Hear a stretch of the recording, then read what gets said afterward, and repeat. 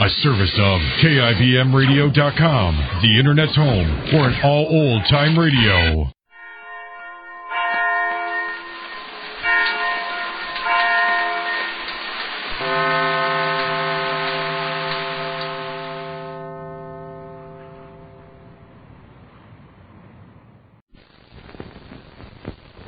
For a wash that's deep clean, sparkling clean, use deep cleaning Oxidol. Oxidol is deep cleaning.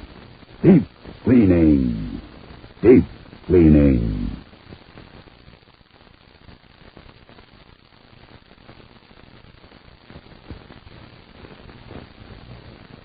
Oxidol's own Ma Perkins.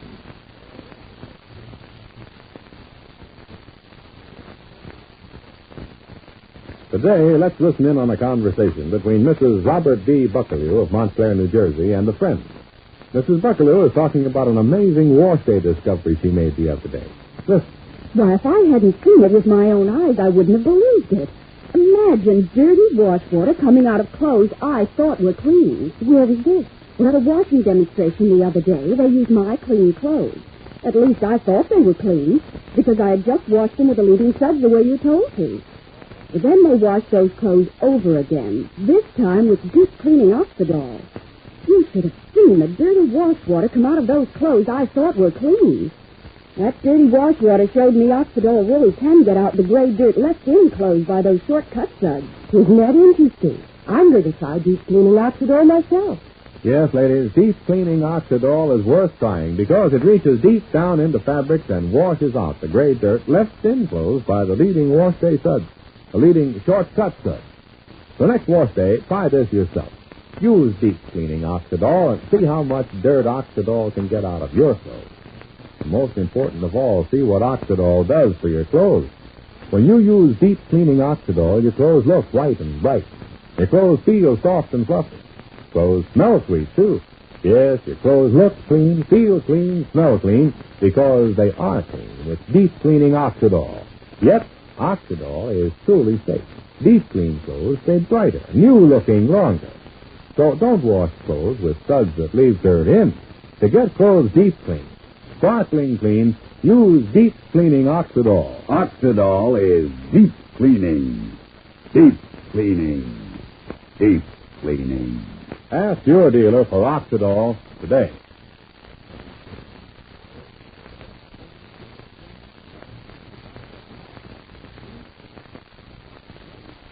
And now, for Ma Perkins.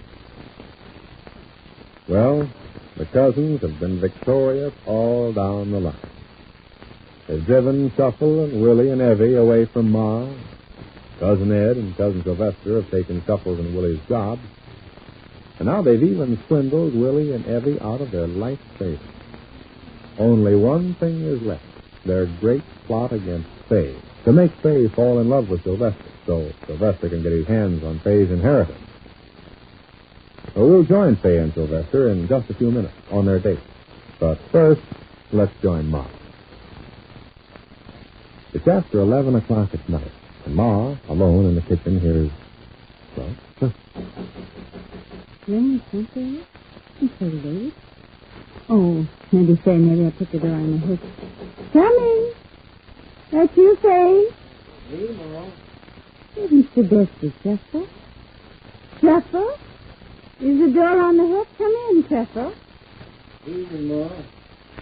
Didn't know you were still up. Oh. Seen the light, but I figured maybe you was leaving us for the kids. I was just in the kitchen. Oh, you should have come straight in. How are you, Treffle? Oh, fine. Yeah, it's his stuff. Ain't anything wrong? No. I had me that car, and I had nothing else to do. Oh. Figured I'd drive over to Rushville Center. Sure, I ain't keeping you up, Ma. It's near 11 o'clock. Now that you're here, it ain't late no more. Where would you like to sit? Inside or out in the porch? You mind sitting on the porch? Always did enjoy sitting on Ma Perkins' porch. Well, let's do that then, dear. You say you bought the car, Treffle? Anyhow, ain't tonight Marietta's day off? Night off? No, I didn't buy it, Ma. I'm giving it back to the feller in the morning. It's a fine car, but me and Marietta have decided against it. You and Marietta. That's sweet, Chester. Now, sit down. Yeah, after you, Ma. And as for Marietta, the day off, the night off, well, stands to reason. Just a young girl, she ought to meet younger people. Oh. Marietta went out with a young man tonight? Young folks going out. So after a while you got to feeling a little lonesome. And so you went for a ride, and you come to see me. I'm glad you're here, Chester. After a minute, I go in the kitchen, bring out some ice tea. Say out with Sylvester tonight? No, I'm sorry I asked, Ma. It ain't really none of my business. Let me tell you about Marietta and her new young man. Yes, and Sylvester, they went someplace tonight. Sylvester's thinking about buying a new car, too. Oh, I do want to hear about Marietta's young man. Is he nice? Did he call for her and you met him? Oh, it's not like that at all. I was showing Marietta the car out in the street, and this officer walks over, policeman. I've seen him around since I moved there.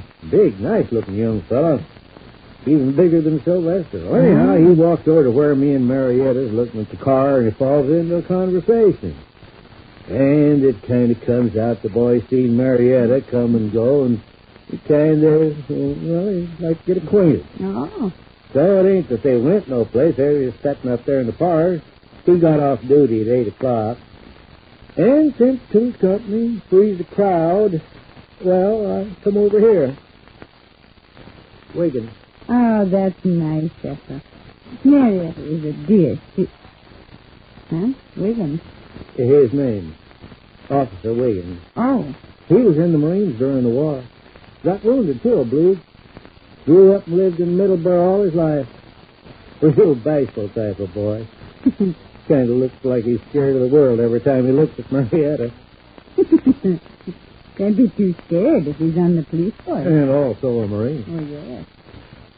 So, Mo, what's new in Rushville Center? Willie found himself a job yet? No, he ain't, Chester. Dr. Pendleton asked me if Willie was going into a new business. I could sort of gather that Willie made a big withdrawal from the bank. Anyhow, was talking about a big withdrawal. Oh, tarnation, that boy ought to go back to work where he belongs. Did you say Sylvester's buying himself a new car? No, Sylvester was here tonight with a car. One that they give for demonstrating. So Willie takes money out of the bank, and a day or two later, Sylvester P. Hammaker's buying a new car. Oh, don't that add up? What? Shuffle. We've been thinking to look up. Oh, Shuffle, I asked Sylvester. The only reason I did is because he's such a good friend of both Willie and Evan. Sylvester said no. He said no, Ma.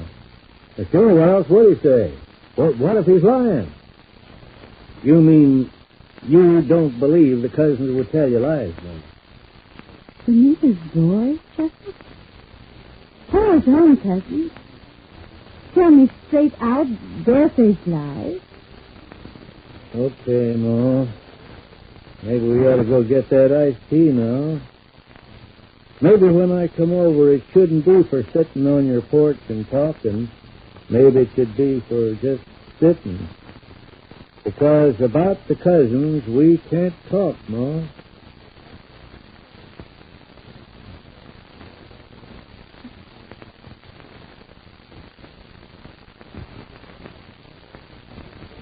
And now our scene changes.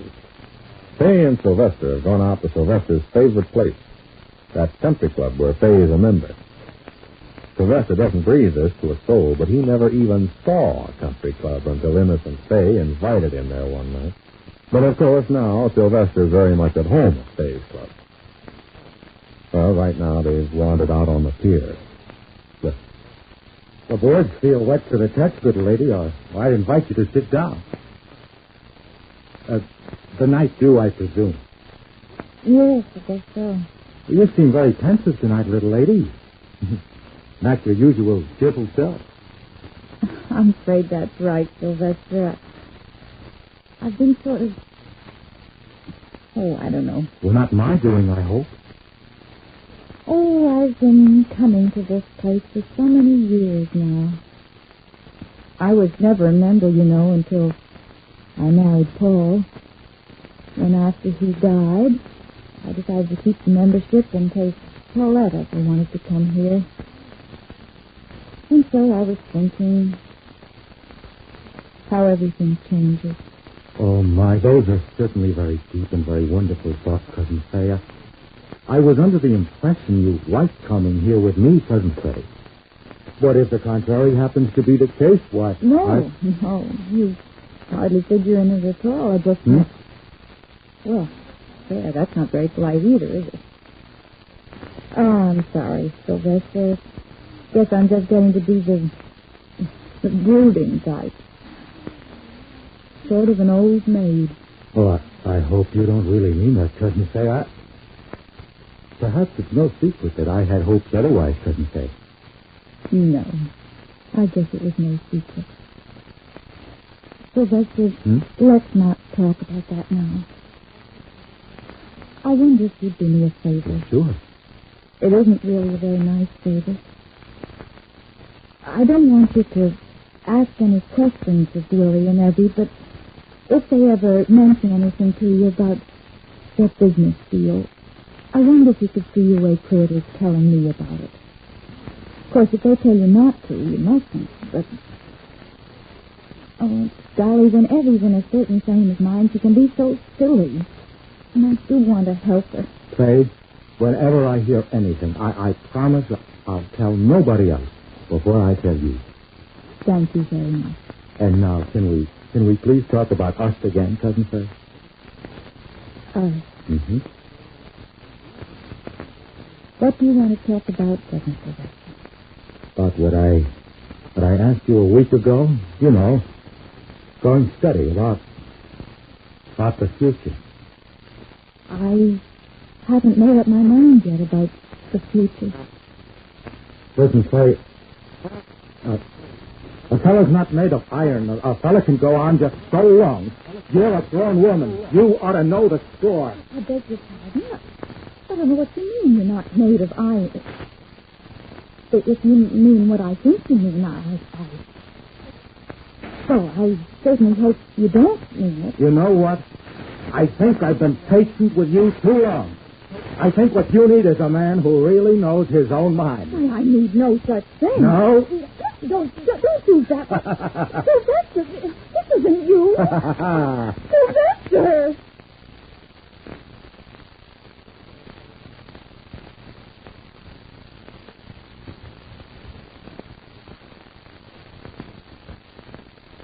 Have you tried it yet? The amazing Oxidol all America is talking about? It's deep cleaning Oxidol, and it means a sparkling clean wash for you. You can see how clean and white deep cleaning Oxidol washes your clothes. You can feel how soft and fluffy clothes are. You can even smell how sweet clothes are. Yes, clothes look clean, feel clean, smell clean, because they are clean with deep cleaning Oxidol. Oxidol reaches deep down into fibers for grimy dirt, loosens dirt, and floats it away.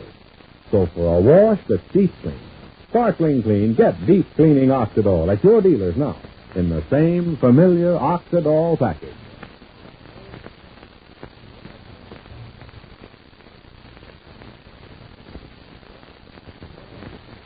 And has Sylvester made his first mistake? Will Faye suddenly see him for what he really is? Well, our story takes an unexpected twist on Monday. But now this is Charlie Warren inviting you to listen again Monday to Oxidol's own Ma Perkins. Same time, same station. For a wash that's deep clean, sparkling clean, use deep cleaning Oxidol. Oxidol is deep cleaning. Deep cleaning. Deep cleaning. The Jack Benny Program. American. Fine tobacco is what counts in a cigarette. And LSMFT. Lucky Strike means fine tobacco. LSMFT. No doubt about it. Lucky Strike means fine tobacco. That's one thing you can be sure of always. Year after year, at auction after auction, independent tobacco experts Men who really know tobacco can see the makers of Lucky Strike consistently select and buy that fine, that light, that naturally mild tobacco. Fine, light, naturally mild tobacco. Real Lucky Strike tobacco. Fine tobacco that means real deep-down smoking enjoyment for you. So smoke that smoke of fine tobacco, Lucky Strike. So round, so firm, so fully packed, so free and easy on the draw. The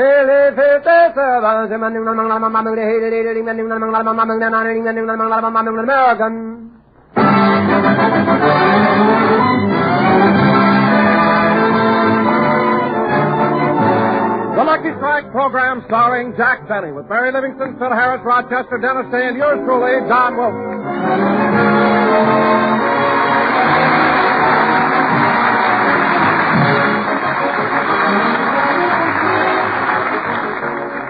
Ladies and gentlemen, last Friday, February 14th, was Jack Benny's birthday. Jack celebrated the occasion with a dinner party at his home. So let's go back to Friday and out to Beverly Hills, where we find Mary and Rochester helping out. Rochester, is Mr. Benny still upstairs? Yes, ma'am. And they say women take a long time to get dressed. He's been up there 2 hours already. Well, with Mr. Benny's physique, dressing isn't so simple. Well, what do you mean? By the time he pulls in what sticks out and pans out what sinks in, it's a new day manana. Well, he ought to be down pretty soon. Now, let's see. The table's all set. Oh, by the way, Rochester, you going to serve hors d'oeuvres? Yes, ma'am. Oh, that reminds me. I'd better take the caviar out of the refrigerator. Caviar? Did Mr. Benny buy caviar? Well, yes, indirectly. What do you mean indirectly? Well, once a week we have fish for dinner. Uh-huh. And before I go to the market, Mr. Benny tells me to pick out a sturgeon with that maternal look.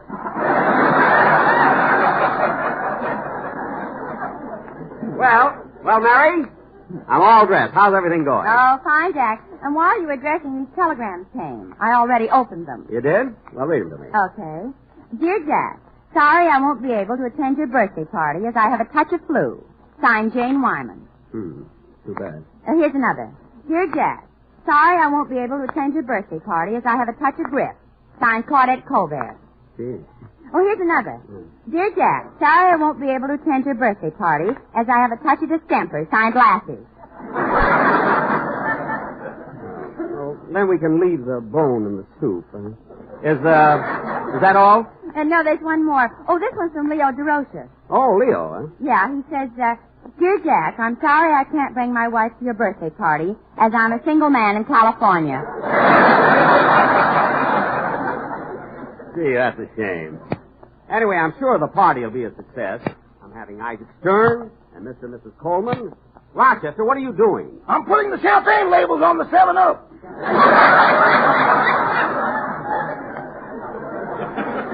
I'm not serving that tonight. I'm having still wine. Which do you think would be better, Mary, red or white wine? Oh, I don't know. What are you having for your meat course? Oh, I'm having a Mance de Boeuf, Bordeaux sauté. What's that? Hamburger. We're not having it as patties. We're having it as meatballs. And, Rochester, when it's time to serve the meatballs, do it with a spoon. I mean, don't put 3 holes in them and roll them down the center of the table.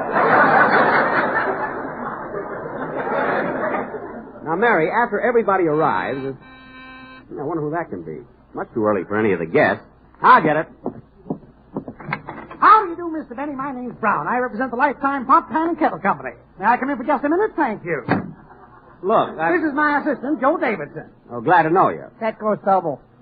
Now, look, fella. Now, Mr. Benny, as you are one of the leading citizens of Beverly Hills, we have selected you as the man who should have our first post-war demonstration given by the Lifetime Pot Pan and Kettle Company. Well, that's very nice, We're but trying to show you beyond a shadow of a doubt the superiority of our product over every other competitor in the field. What about it, Joe? That goes double. Look. The purpose of our visit is to come into your home and put on a dinner the like of which no king has ever eaten. Look, gentlemen, I'd like to talk to you about this some other time. You see, today is my birthday, and I'm having some guests over for dinner. Did you hear that, Joe? What a coincidence. Mr. Benny, in 1 hour, we can have ready for you a complete 7-course dinner. I know. A prime rib roast, baked Idaho potatoes, carrots, peas, and everything to go with it.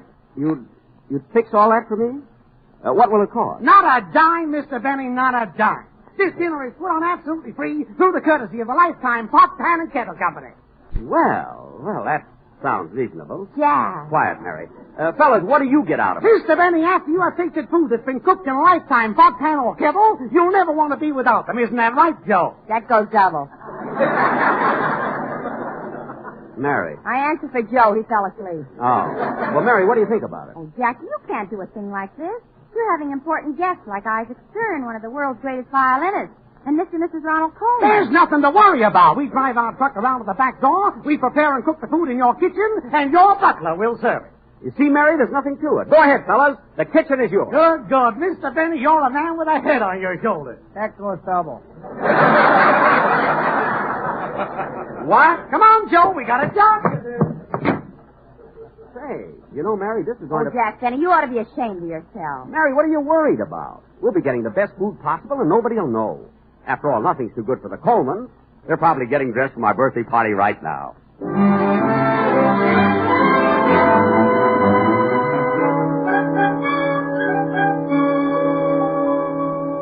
Oh, Ronnie, are you ready yet? In a moment, Benita.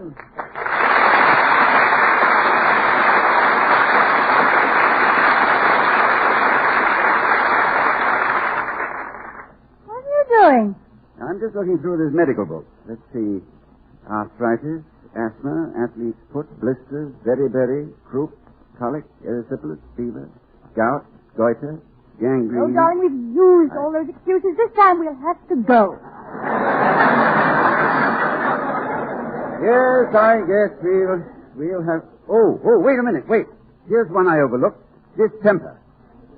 No, knowing Benny's friends, one of them must have used that. By the way, Benita, what birthday is Benny celebrating? He's 38. 38? 38, indeed. Imagine him saying he's only 2 years older than I am.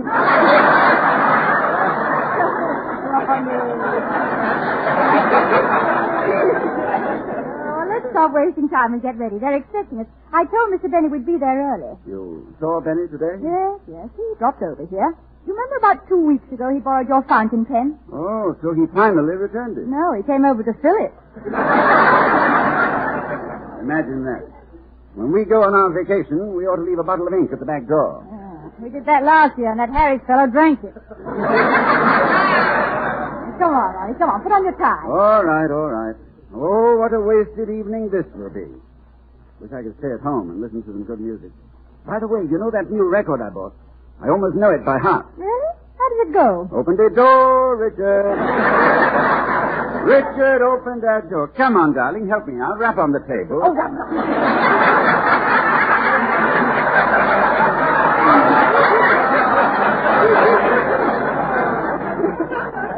Stop being so silly and get dressed. All right. You know, as long as we're going to Benny's party, I think I ought to change my shirt. What's wrong with the one you have on? It's clean. Then why change it? My dear, have you ever seen Benny eat soup? Soup? He puts a spoon in each hand and goes after it like a mixmaster. All right, darling, let's go. We must try and be pleasant. I do hope you remember Mr. Benny's friends. Let's run over them once more. Who is Don Wilson? He's the fat one. And Phil Harris? The one with the blue lips. Oh, yes. The ink was indelible. Now, Dennis Day. Well, he's the silly one. That's right. And Mary Livingston? She's the normal one. Good. How she ever got mixed up with that bunch of Schlemiels, I'll never know.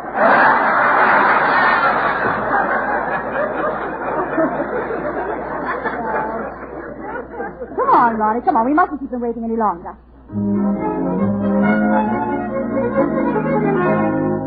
Jack! Oh, Jack! What is it, Mary? John, Phil, and Dennis just arrived. Oh, hello, fellas. Welcome to my birthday party. Hiya, Jackson. Many happy returns. Hello, Jack, and congratulations. Hello, Mr. Benny. Well, I'm glad you all got here early, kids. And don't forget, Dennis, you're going to sing happy birthday to me, aren't you? Oh, yes, sir. Good. Happy birthday to you. Happy No, birthday. not now. Not now. I'll tell you when. Oh. Now, come on in the other room. Phil, I can hardly believe my eyes. What's the matter, Jackson? The way you're dressed. Patent leather shoes, white tie and tails. Yeah, get a load of these white gloves and that cane over my arm. Yeah, but Phil, where'd you get that black eye? I never should have passed that pool room dressed like this.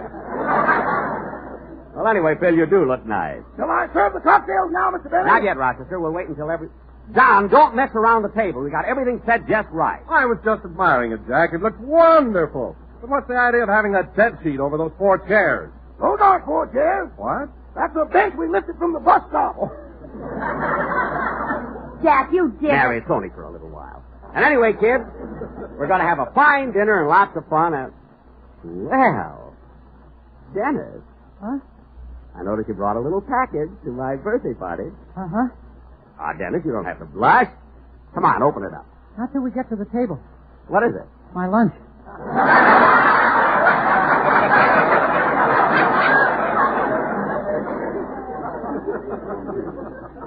After all, it is my birthday. It seems that somebody could have brought me Jack, something. I brought you something. Look, a birthday cake. Huh? Well, isn't that beautiful? A birthday cake with 38 Lucky Strike cigarettes on it. Isn't that wonderful? Don, what's the cake made out of? It's made of that fine, that light, that naturally mild tobacco. No, Don. They're so the cake. round, so firm, so full. Don, I know about the Lucky Strike. I mean, how about the cake? No thanks, I'm on a diet. Oh. Anyway, it's nice of you to put 38 cigarettes on it. Say, Jackson, who are you trying to kid with that 38 stuff? You're a lot older than I am, and I'm 35. Happy birthday to you. Dennis, Happy quiet. birthday. What'd you say, Phil? I said that I'm 35 years old, and I don't even show it. What are you talking about? You've been studying music for over 35 years. He doesn't show that either. I agree with you. 35. When is your birthday, Phil? Well, I was born April the 21st. That comes under the sign of Taurus, the bull. What does that mean? People born under Taurus are usually handsome, popular, and have nice, stable manners. Oh, Harris, with material like this, you better make money fast, kid. You're not kidding. Taurus the bull. Mary, what were you born under? Elsie the cow. Elsie the cow. It happened in a boarding house. Oh, Olivia, to think your sister Babe nearly took your job away from you. Mary, another joke like that, and you'll be asking Babe for her autograph. And this is nothing to kid about. The zodiac is a very interesting subject. It most certainly is, Jack. You know, I was born under the sign of Leo, the lion. You were? Dennis, what sign were you born under? A picket sign. My mother was out on strike.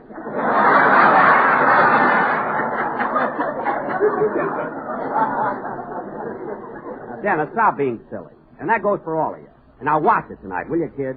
You know I'm having some very important people. Who's all going to be there, Jackson? Only a world-famous violinist, Isaac Stern, and Mr. and Mrs. Ronald Coleman. Ronald Coleman? Gee, I like the way he talks. If I were king, love, if I were king, what tributary nations would I bring to stoop before your scepter, and to swear allegiance to your lips and eyes and hair?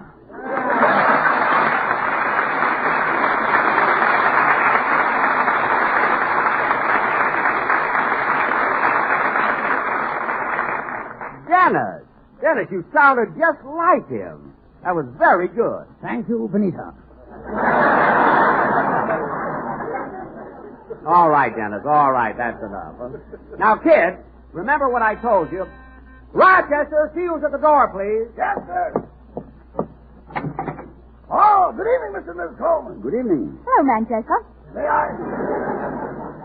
I get your wrap, Mrs. Coleman? Oh, I didn't wear any. It's so warm out. How about your hat, Mr. Coleman? No, I didn't bother with a hat living so close. Oh, well, would you like $1 worth of nickels? Nickels? I think the slot machine's about ready to pay off. Why, Ronnie, Benita, welcome to my birthday party. Well, congratulations, Jack. Many happy returns. Thank you. Come on in the other room. You know my associate. Well, if it ain't the kid from Shangri-La. Hello, Ronnie. What do you hear from the High Llama, bud?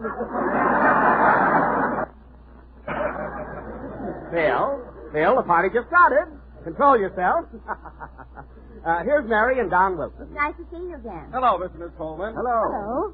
Well, Ronnie, you don't know how happy I am that you and Benita came to my party. It's a pleasure, I'm sure. It's a pleasure, I'm sure. Well, what's that? Do I hear an echo? What's that? Do I hear an echo? Dennis, cut that out! Yes, Benita, darling. You know, Ronnie, you'll have to excuse Dennis. He always likes to imitate famous people. You know, it's amazing, but sometimes it can be embarrassing. Mrs. Coleman, here, have a piece of Jack's birthday cake. Oh, thank you. Yes, and here's an ashtray. I mean, a fork. It's very good. Ladies and gentlemen, Mr. Isaac Stern.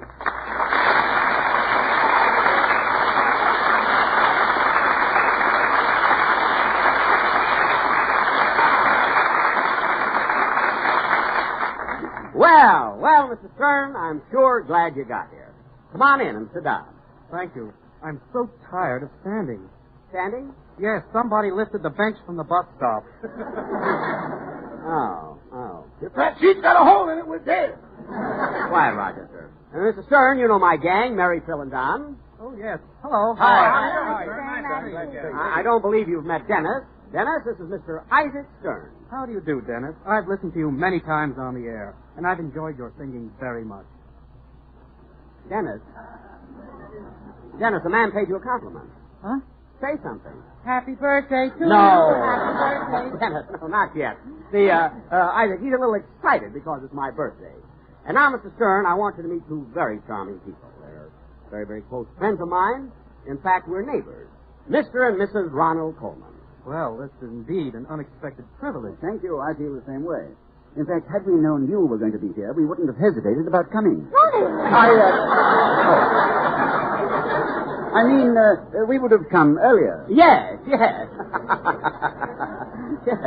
Mr. Stern, we haven't seen you since your last concert at the Los Angeles Philharmonic. And it was really thrilling. Yes, it was really wonderful. Mr. Coleman and I were there that same evening, and we were simply carried away. Yes, Mr. Stern, I particularly liked the way you played the Mendelssohn Concerto. I never heard anyone else do the Allegro so molto appassionato. Well, I think that particular movement called for molto appassionato rather than a more reserved approach.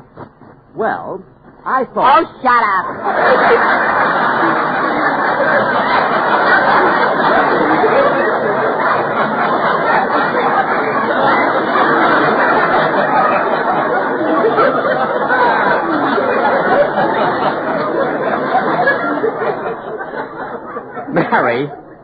Mary, that's no way to talk to Mr. Stern.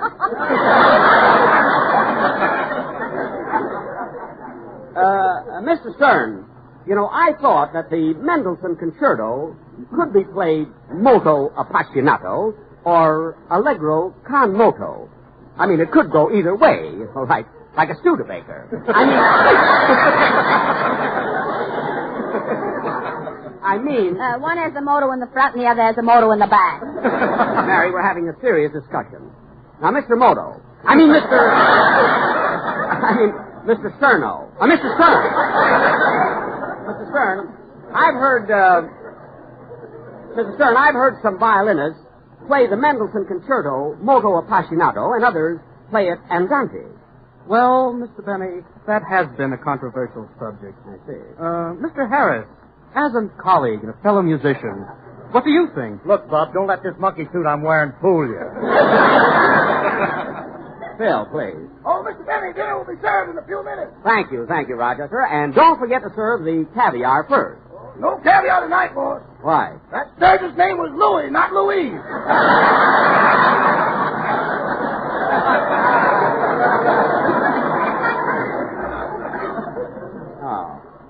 Oh, well, then we'll just have cocktails. Mr. Stern, would you consider it an imposition if we asked you to play a number for us before dinner? Oh, that would be wonderful. I'd be happy to play for you. As a matter of fact, sheer coincidence, of course, I just happened to bring my violin and accompanist with me tonight. My birthday, they could have at least asked me. I would have refused anyway. Who's going to take that chance? Never mind. Is there any composition you'd care to hear in particular? Mr. Stern, in your repertoire, do you happen to know Open the Door, Richard? What? Bonnie, how standing suggested to sing. Mr. Stern, there's one number I always love to hear on the violin. It's the Viennese Concerto. Oh, that's my favorite number, too. How about it, Mr. Stern? Oh, I'd be very happy to play that.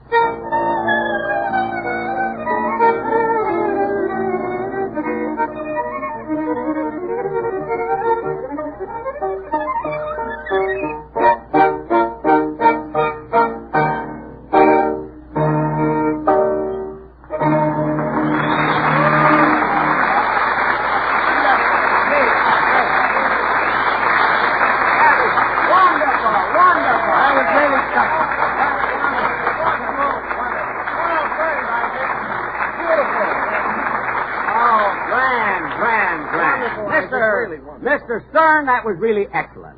John Garfield couldn't have played it better.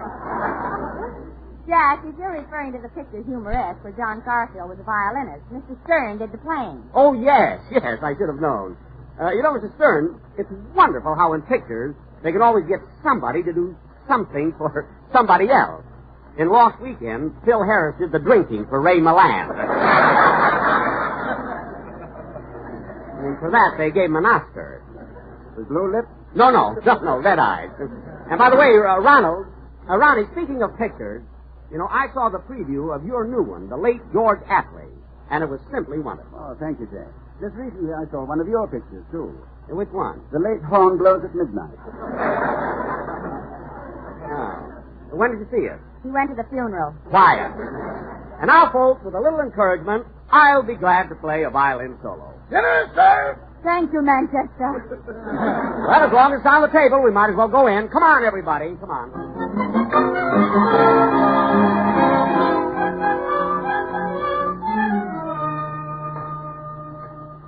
Hey, Jackson, this is the best grub you've ever had at your house. Yes, Jack, I've never tasted such good food. Yeah, what food? These things melt in your mouth. Dennis, those are ice cubes. Anyway, I'm glad you're all enjoying it. After all, it's my birthday, and I thought I'd go all out. You're not out of dime. Mary, please.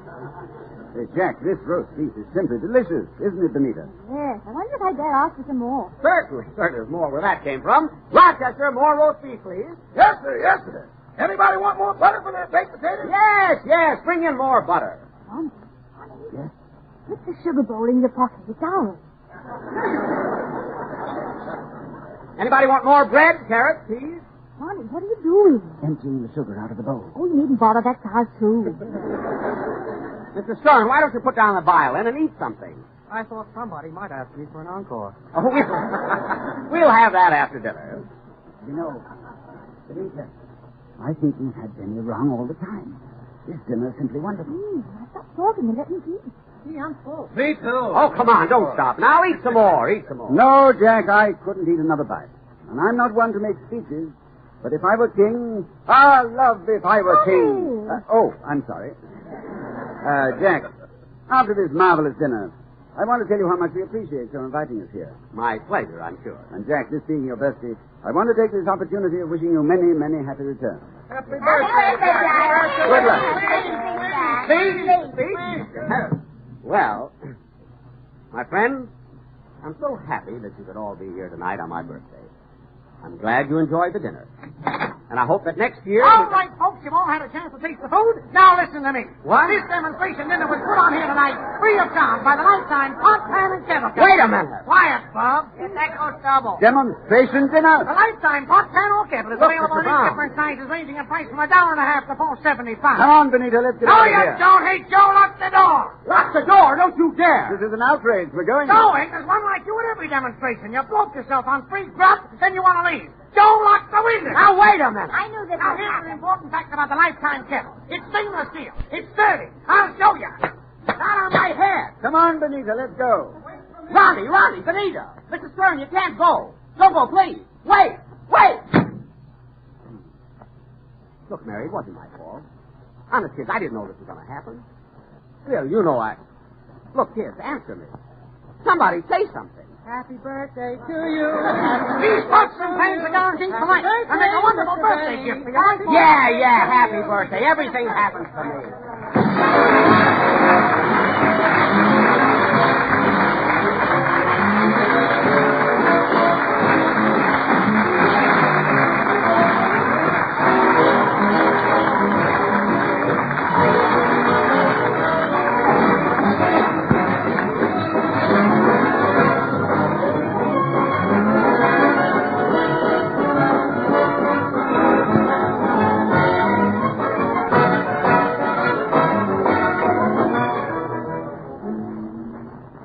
Ladies and gentlemen, savings bonds are vitally important to the nation's battle against price inflation and for the future and welfare of us all.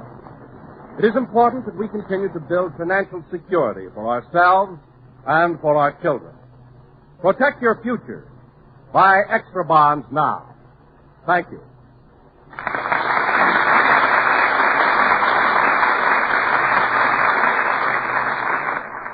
Mr. Isaac Stern was accompanied at the piano by Mr. Alexander Zakin.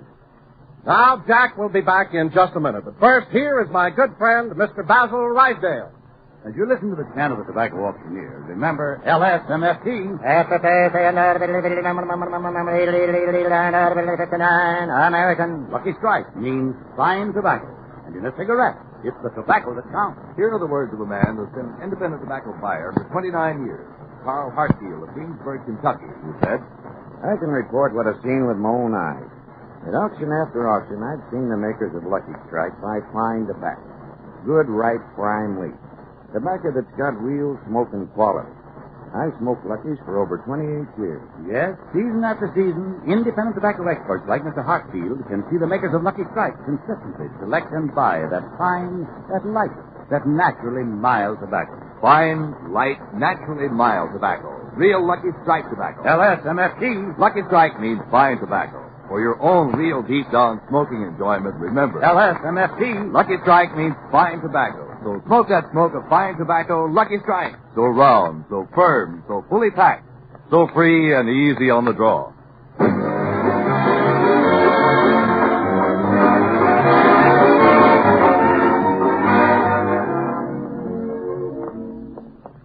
I was never so embarrassed in my life. It certainly was humiliating. Yes. And I had to play my violin yet. I tried to anyway. What an evening. But you know, Benita, that was a delicious dinner. And I was just thinking, you know that little party we're giving next Saturday? Yes. Do you think those men would... Ronnie, you wouldn't dare.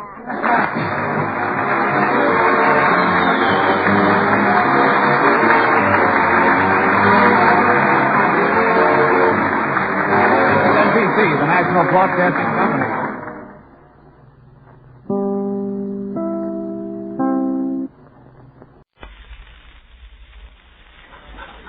Good health to all from Rexall. It's the Phil Harris Alice Faye Show, presented by the makers of Rexall drug products and 10,000 independent Rexall family druggists. This is your Rexall family druggist here to say good evening and welcome from the 10,000 independent druggists who have made the word Rexall part of our own store names. You've learned to know us by the orange and blue Rexall sign on our windows, but our most important identification is that we carry the 2,000 or more drug products made with the Rexall Drug Company.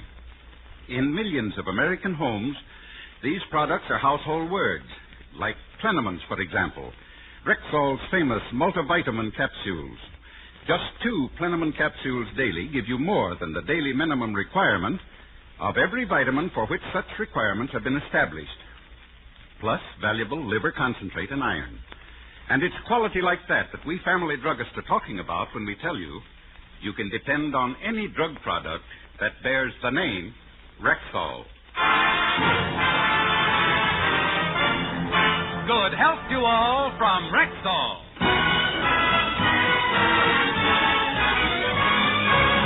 And now your Rexall family druggist brings you the Phil Harris Alice Faye Show.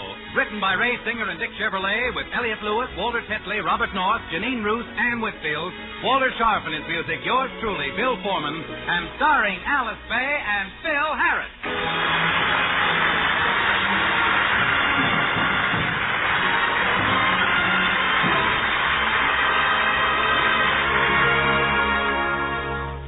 Phil and Alice have just seen their children in their first school play. While they're waiting outside the school for Phyllis and Alice to come out, they're proudly discussing their children's talent. Oh, honey, weren't our kids great? I never saw such a terrific acting job. They were positively out of this world. They made that play. If they hadn't have been... Now, easy, Father, easy. There were other children in the play, you know. Well, naturally, our kids need stooges. Every star needs a stooge.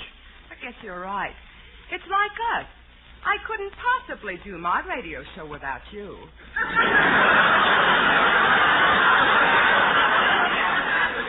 fine way to talk to the man who took you when you were nothing but a movie star and in 8 short years made you into a successful household drudge.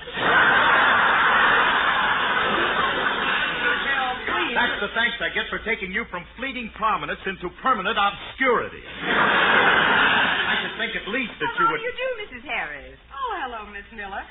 Phil, this is the children's teacher. Miss Miller, this is Mr. Harris. How do you do? Charmed, to be sure. I've been anxious to meet you, Miss Miller. I want to compliment you on the way you've been learning our kids. Thank you, Mr. Harris. I learn them as best I can. Yeah, well, of course, my kids have an advantage over other children. You see, I assist them every night with their homework. Oh. Well, then yours is the one what helps them with their grammar, ain't you?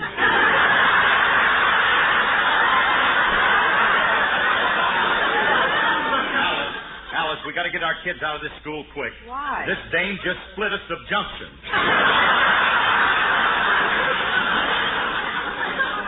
Please. Miss Miller, I thought the play was excellent. Don't you think our children did exceptionally well? Oh, yes. I thought all the children did very well. You thought the other kids were as good as ours? Yes, I did. Oh, Cletus, you better keep away from them blackboards. The chalk dust is clouding your specs. Good as ours. Look, teacher, I want you to know that my... Daddy, guess what? I was so good in that play, I'm going to be a movie star. They want to sign me to a wait a minute, contract. folks. Wait a minute now. Take it easy. What are you talking about? A talent scout from 20th Century Fox saw me in the play, and he wants to put me in pictures. He gave me this card, and he said he's coming over to see you this afternoon, and he wants me to sign a contract. Hold it a minute now. Let me see that card. Hey, Alice. Phyllis is on the level. This guy is a talent scout from 20th Century. Oh, ain't this wonderful? I don't know. Phyllis, does he want little Alice, too? No, he just wants me. Oh, Phil, this isn't so good. It might have an effect on little Alice. Well, why? She ain't going to begrudge her sister a picture career. She ain't no ham. We'll soon find out. There she is. Alice! Alice, come over here, dear. Are you calling homely little no-talent me? Oh, honey, don't talk like that. I'm sorry this happened. Oh, don't fret about me, Mother. I don't mind not being a movie star. I'll join the French Foreign Legion or something. Now, look, baby. You were very good in the play, too. Wasn't she, Phyllis? Yes, Mommy. In fact, I think she was just as good as you were. Don't you, Phyllis? Oh, I wouldn't go that far. Now, wait a minute, Phyllis. You just wait a minute. I think she was just as good, too. And Alice? Now, look, baby Alice, I don't want no jealousy in this family. Now, shake your sister's hand and wish her luck. Very well. Good luck, Phyllis, dear. Thanks, Alice. I'm sorry it couldn't be you, but... Ow! Mommy, she's trying to break my hand! Let go. Shame on you, trying to hurt your sister. She's just jealous because I'm prettier. You are not. I am, too. You are not. I am, too. Hey, your father used rag curlers.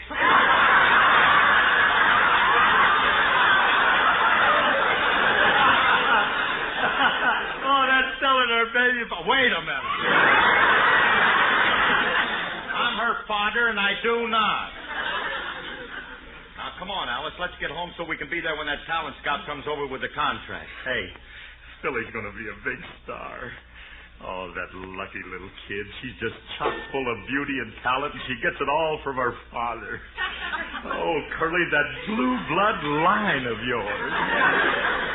Younger than springtime am I, softer than starlight am I, warmer than winter. What do you want? I'm supposed to sing first this week. Okay, go ahead. And I was getting into this one so smoothly, just like Dorothy Cheerston. Let's take an old-fashioned walk. I'm just bursting with talk.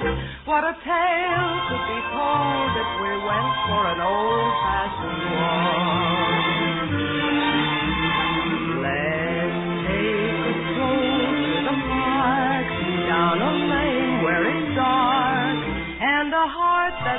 cold may relax on an old-fashioned walk. I know for a couple who seem to be miles apart, there's nothing like walking and having a heart-to-heart. I know a boy who declined, couldn't make up his mind. He was wrapped up and cold, coming home from an old-fashioned walk. Some couples go for a buggy ride when they start carrying a lot. Others will bicycle side by side out to some romantic spot. But when you haven't the suit, there's only one thing to do. Let's take an old-fashioned walk. I'm just bursting with talk. What a tale could be told if we went for an old-fashioned walk.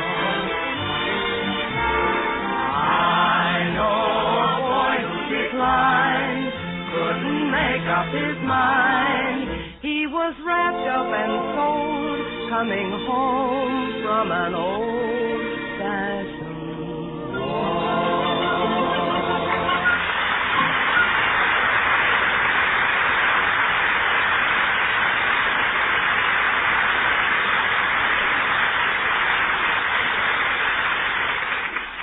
Gee, honey, just think. Phyllis's name will be up there in lights. I can see the sign now. Little Miss Marker starring Phil Harris's daughter. Honey, she's going to be the biggest thing. Well, I don't want her to be in pictures. Well, that's all right if she don't want to. What? What do you mean you don't want her to be in pictures? This is her chance to be famous and make maybe $5,000 a week. She'll be rich. Oh, honey, I don't care about the money. I'd rather have Phyllis poor, but normal, like other children. Well, you can have Alice. She's a poor, normal child. I'll take Phyllis, the one who's rich and abnormal. Gee, honey, this is the chance of a lifetime. That must be that talent scout now. I'll talk to him. I know how to get around these guys.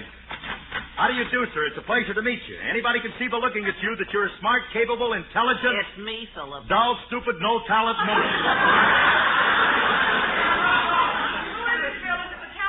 No, it's the Cub Scout. Weak Chin Willie is here. Hey, Willie, have I got news for you? Phyllis is going into pictures. Why, that's wonderful. I always knew she had ability. Of course she has. After all, I'm her father. Bless her for overcoming that obstacle. Obviously, the child got her talent from her mother. Alice was a great actress in pictures. Oh, thanks, Willie, but I wasn't a great actress. Oh, yes, you were. No, I wasn't. Yes, you were. Willie, did you see your sister in Fallen Angel? No, I didn't. Well, I did. Let this girl talk. It wasn't that bad. Wasn't that bad, huh? That was the only picture ever made that was turned down by television.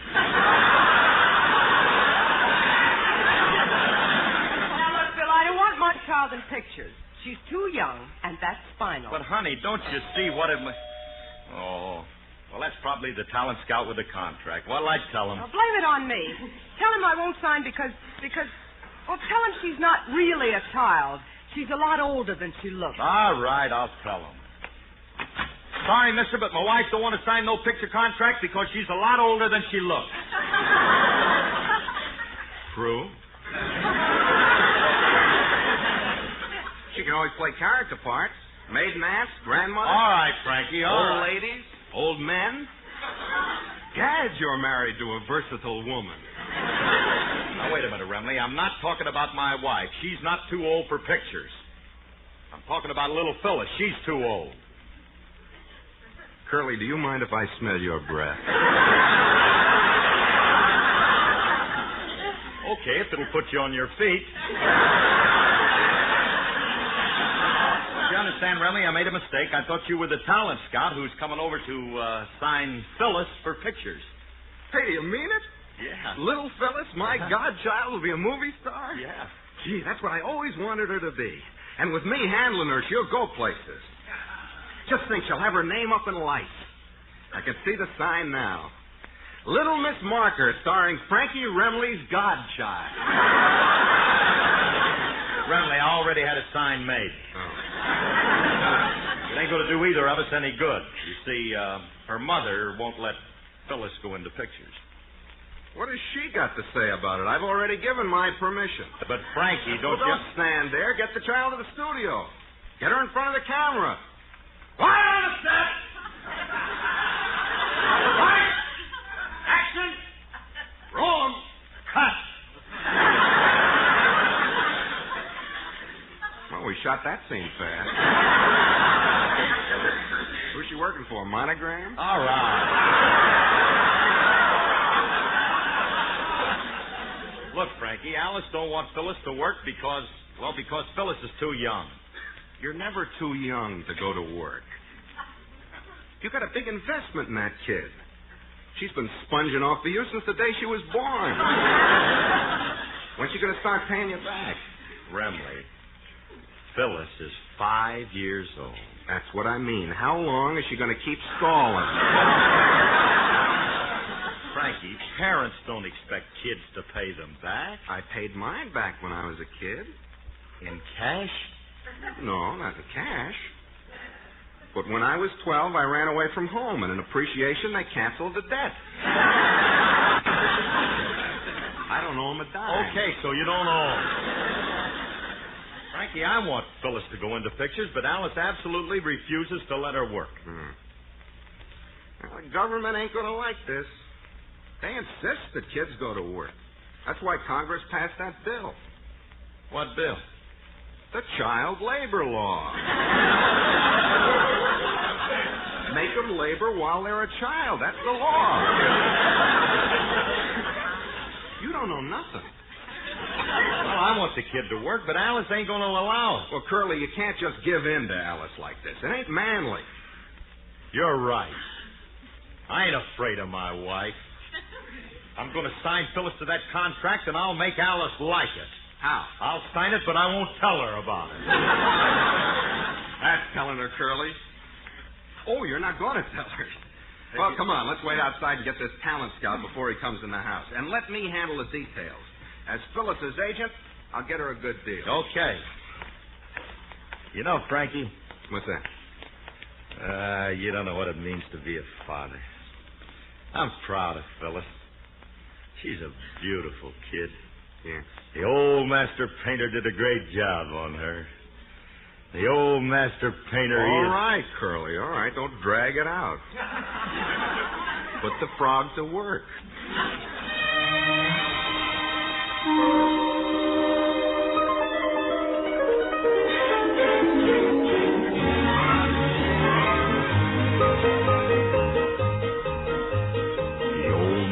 Painter from the faraway hills painted the violets and the daffodils.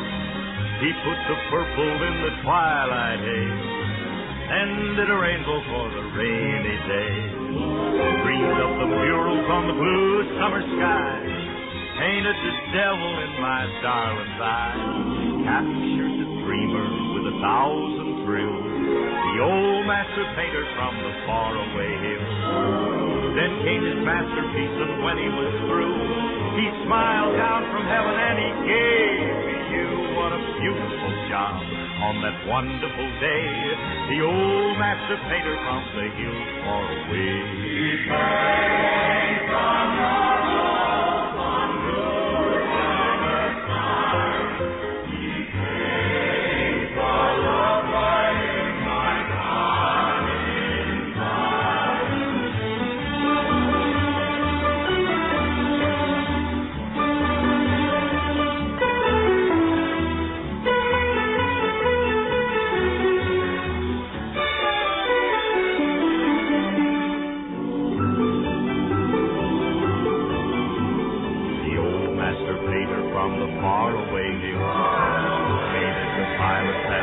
daffodil.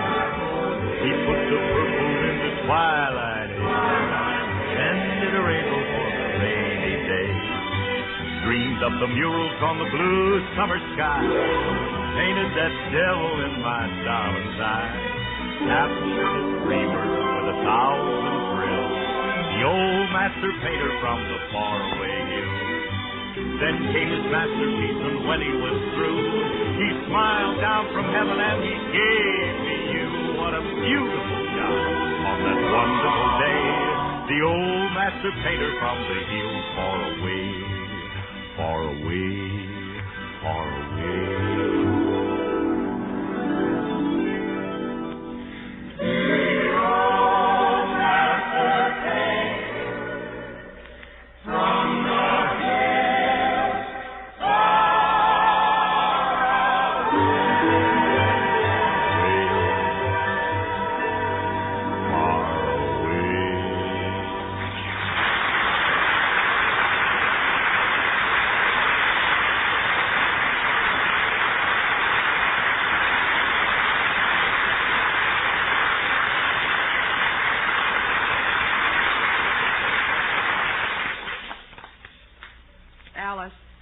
Phyllis, sit down a minute. Mommy wants to talk to you. Yes, Mommy. Now, look, Phyllis, I don't want you to go into pictures because, well, I'm thinking of your happiness. A star's life is not all glamour. There'll be heartache, sacrifices, and suffering. I know, Mother. But one must experience all of life's emotions if one is to become a great actress. Oh, get a load of this little ham bone. Well, what'd you say, Alice? Or I won't make you my stand-in. Mommy, can't I please kick her in the shins just once? Now, girl, stop it. Look, Phyllis, if you're in pictures, there are a lot of things you'll have to give up. First of all, you won't be able to go to your school. I'll be willing to suffer through that. And there are other things. You won't have time to play with your friends. You'll have to get up early in the morning, and you'll have to go to bed very early every night. Oh, I don't mind if I... Did you say I have to go to bed early every night? Does that mean I can't see Hopalong Cassidy on television? That's right. Then I ain't gonna do it. Thanks, Phyllis. You're a good girl. Now, all we have to do is talk your father out of it. And I think I know a way. When your daddy comes back, Phyllis, I want you to make him think this has gone to your head. Make him think that you're very impressed with your own importance. Act as though you were... Remley, you know something, I got to admit it was a stroke of genius on your part. Oh, how you handled that, Clyde. Oh, you know something, this contract that I just signed for Phyllis is going to make her a star in no time. And thanks to me, it's ironclad. Yeah. Can't be broken. If I say so myself, I'm a pretty good agent. Now Alice will have to let her go through with it. Yeah, come on, let's go in and tell her. Yeah, you bet. Hey, Alice! Hey, Alice, where are you? I got great news for you, honey. You're going to really love... Quiet, Bill. Not so loud or you'll awaken our little starlet. She left orders not to be disturbed. What do you mean she left orders? Wake her up! Wake her up! I'm not allowed to do that, Phil. Oh, here comes our little darling now. Oh. Phyllis, I want to talk to you. The callow lilies are in bloom again.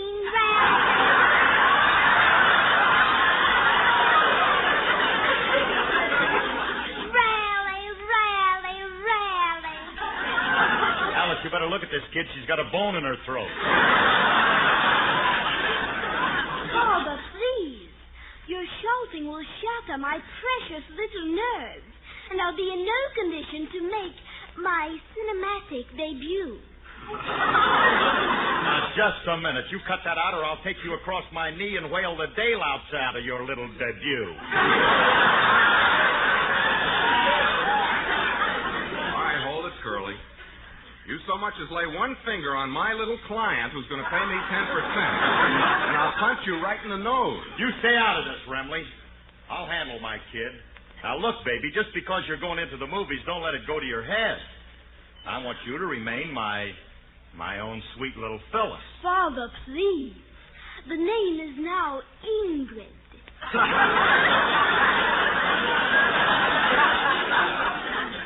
Ingrid. Ingrid Harris? No. Ingrid LaRue. Ingrid LaRue. I like that.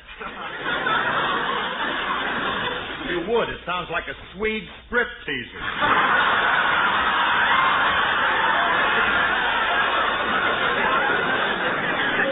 Now, wait a minute. There's nothing wrong with the name Harris. It's good enough for me, and it's good enough.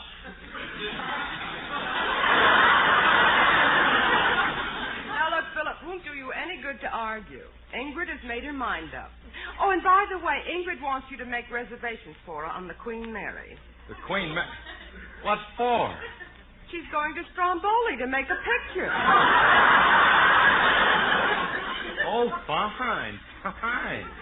First, my name ain't good enough for her. Now the United States ain't good enough. Look, Phyllis, you stop acting like a spoiled brat, because when you go to school tomorrow, the kids... Ooh, there'll be no more of that. Oh, yes, there will. You're still going to school. But, Father, I can't now that I'm a movie star. What's that got to do with it? Does Betty Davis go to school? Does Joan Fontaine go to school? Does Charles Boyer go to school? Which reminds me, Father, call Chuck. We must have him for lunch tomorrow. That's it. Listen to me. No kid of mine is going to act like this. If going into pictures does this to her, I don't want no part of it. Do you mean that, Phil? I certainly do. If there's one thing I can't stand, it's a precocious kid.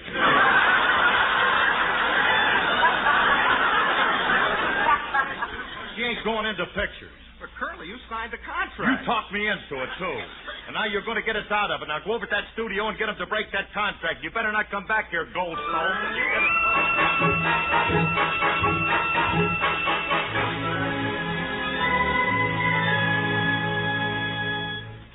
Well, Curly, took a lot of talking, but I finally got the studio to release Phyllis from her contract. Well, thank goodness. Mm-hmm. There's one thing I can't stand. It's having my kid act the way that Phyllis was acting. Oh, did you have any trouble making them release Phyllis, Frankie? No, not the way I handled it. All I had to do was make one little concession. Well, it was worth it. What was the concession? I showed them a picture of little Alice, and they signed her up instead. Oh, no! Now little Alice is going to be in pictures? March, Helen, Lily, turn doom again. Rally they are. I'll tell her, Lily, you rally.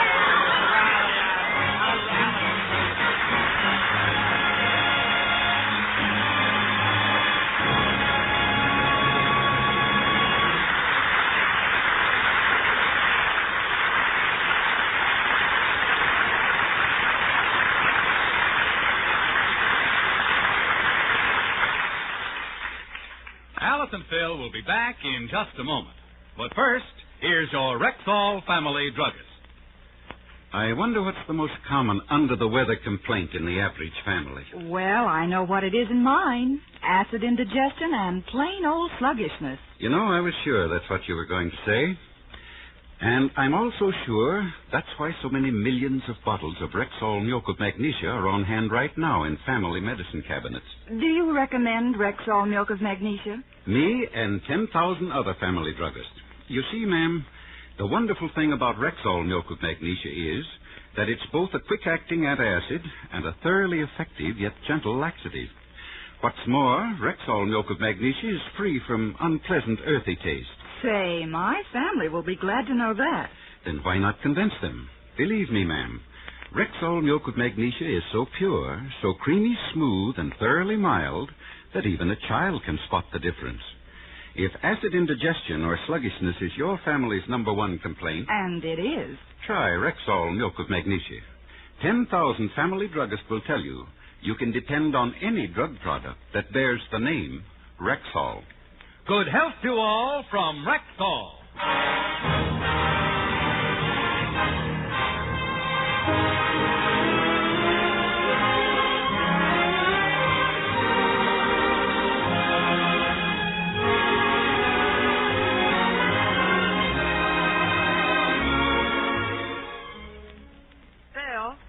I just called the studio and told them that both Alice and Phyllis are too young for pictures. And you're absolutely right, honey. I don't think so, Curly. Your kids are destined to be actresses. They are? Of course. It's incumbent upon them to carry on the glorious traditions of the theater that was started by their illustrious father. Oh, Frankie, stop it. Let him alone. Sing me another chorus of that rondelay, Ren. I love them lyrics. Oh, no. Now his calla lilies are beginning to sprout. Oh, really they are.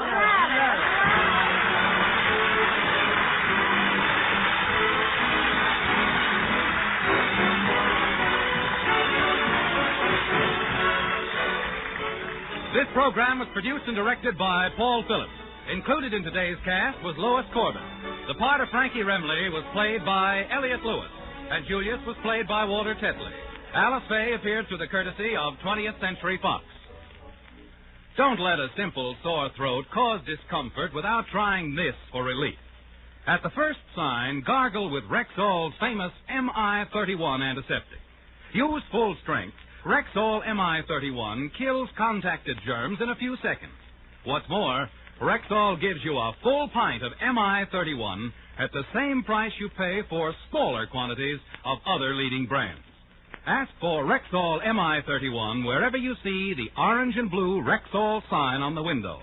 And remember, you can depend on any drug product that bears the name Rexall.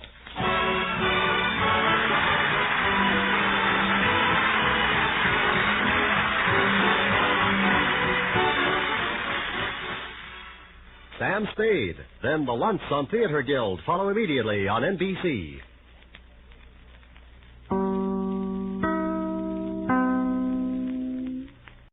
Speaking of radio, the Jack Benny program.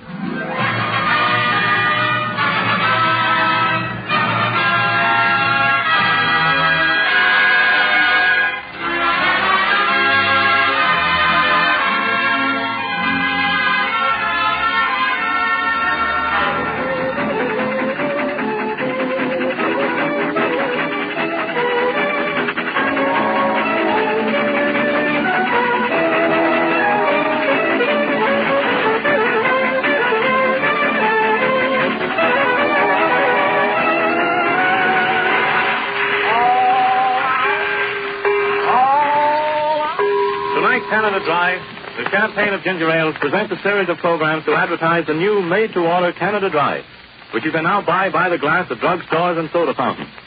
This series will feature George Olson and his music, Miss Ethel Chute, the star of many Broadway successes, and that suave comedian, dry humorist, and famous master of ceremonies, Jack Benny.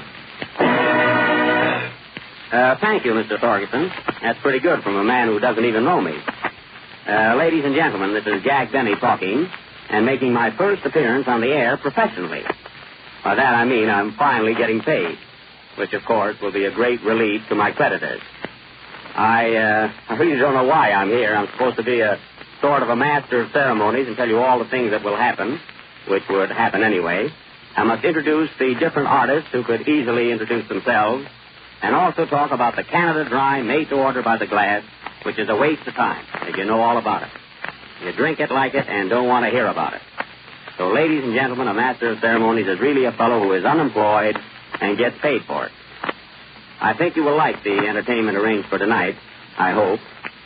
Of course, I haven't seen any of the program myself, but I've spoken to the artists individually. They seem to think it's awfully good. Well, you were on the Ed Sullivan Show back in '32. Right. And then that was in March, and then later that year, in May, you started your own program. In May, I started my own program. And I got it through the Ed Sullivan Show.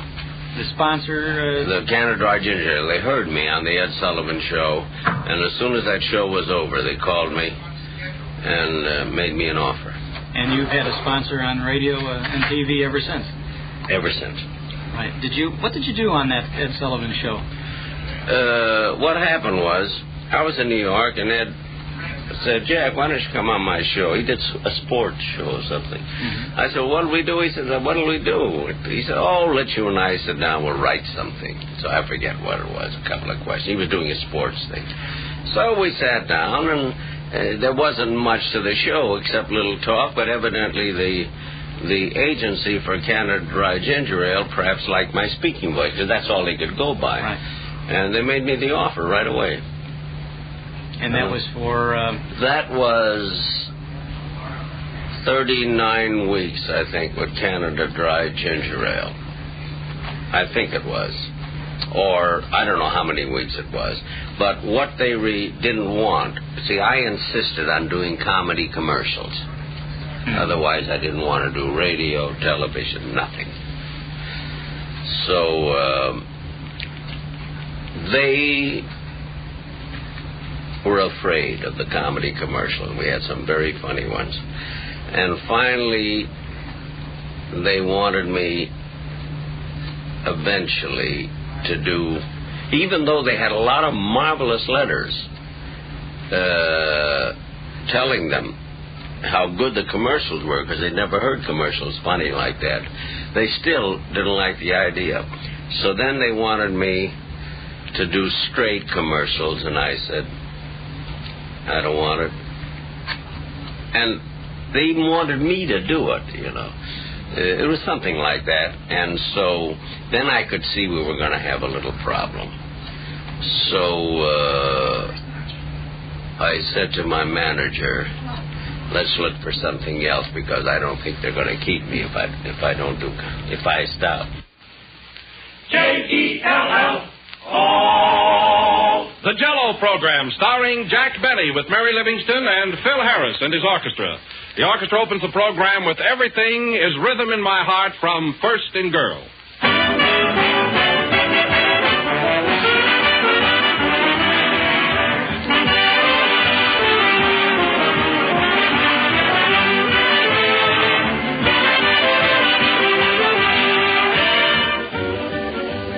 Easy as rolling off a log.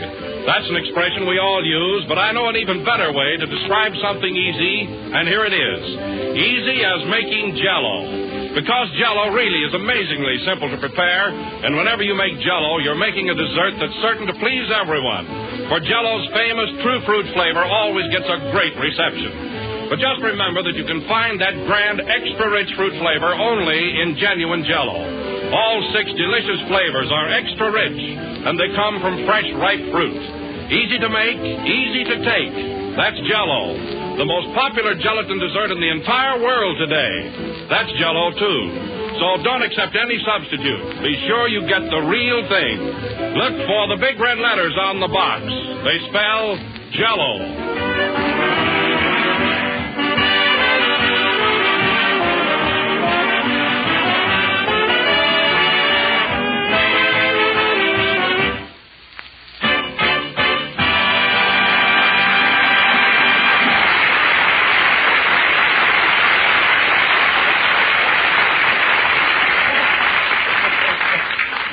We bring you our radiant master of ceremonies with warmth in his heart and a cold in his head, Jack Benny.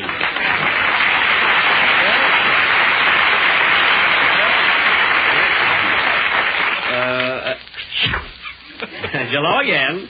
This is Jack Benny speaking to you through a Kleenex. So don't get too close to your radios, folks. You know how these colds spread. Where did you get that cold, Jack? Down at the racetrack. I went out to Santa Anita yesterday. Oh, why didn't you wear an overcoat? I did, Don. I wore one on the way out. The bookmaker wore it home. Oh, usually do, don't they? I tell you one thing, Don. I'm through with horses. That 4th race yesterday cured me. Was that so? What happened? Well, Don, I didn't mind when my horse stopped in the middle of the race and quit cold. But when he came over to the rail and asked me if I heard Fred Allen Wednesday night, that was going a little too far. When we started for Jell-O, the Jell-O commercials saved Jell-O, because Jell-O was going out of business almost on account of Knox Gelatin was beating Jell-O, beating the hell out of them. And so they wanted the comedy commercials, figuring that could be the one thing that would save it. And by golly, It did. Did it? How long were you on for Jell-O? Oh, for a long time. General Flu, Jell-O, and then when they had enough of that, we went on. We stayed with them for grape nuts flakes and grape nuts and all this and that. J-E-L-L-O. The Jell-O program starring Jack Benny with Mary Livingstone. No, Don, hold it, for heaven's sake. Remember our new product. Oh, yes. The Grape Nuts Flakes program. That's Grape Nuts Flakes. Great. The Grape Nuts Flakes program starring Jack Benny with Mary Livingston, Phil Harris, Dennis A. Rochester, and yours truly, Don Wilson. Coming to you from the Army Air Base at Santa Ana, California.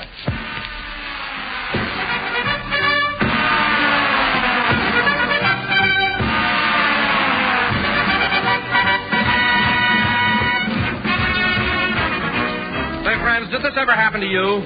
You dash out of bed, stub your toe on the alarm clock, nick your face while you're shaving, get the shirt missing a button, plump downstairs wearing your before-breakfast blitzkrieg look, and right there on the table sits a great, big, tempting bowl full of Grape Nuts Flakes. And what happens now? Well, you sample that outstanding Grape Nuts Flakes flavor. It's your same favorite Grape Nuts flavor in toasty brown flake form, malty, rich, and sweet as a nut. So you look at your wife and you actually beam. For there's plenty of satisfaction in that grand goodness, the flavor that's made Grape Nuts Flakes America's fastest-growing cereal. That's because Grape Nuts Flakes are made in a different way. They're a blend of two luscious grains, sun-ripened wheat and malted barley, toasted golden brown and crisp and delicate, tempting flakes. So for smooth-tasting, smooth-tempered breakfast that baby your budget, ask for delicious, thrifty Grape Nuts Flakes in the big 12-ounce package.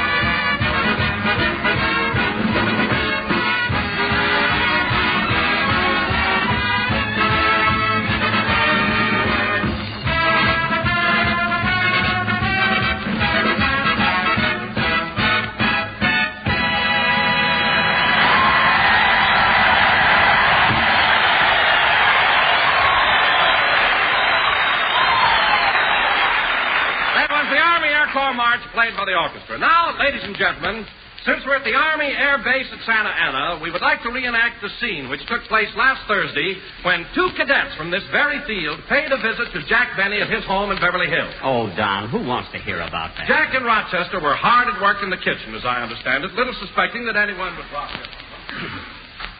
Oh, boy, that sure smells good. I got spurs that jingle, jangle, jingle. As I go riding, see what else? Tomatoes, vinegar, onions. Oh, Rochester, did you cut up those onions like I told you to? Rochester, did you cut up those onions? I'm cutting them up now, boss. Oh, pull yourself together. How many onions you got there? About 5, boss. Do you want any more? Yes, get busy. And stop crying. I can't help it, boss. Look, Rochester, if the onions make you cry while you're chopping them up, don't stand so close to them. Close to them? I'm using a hole now.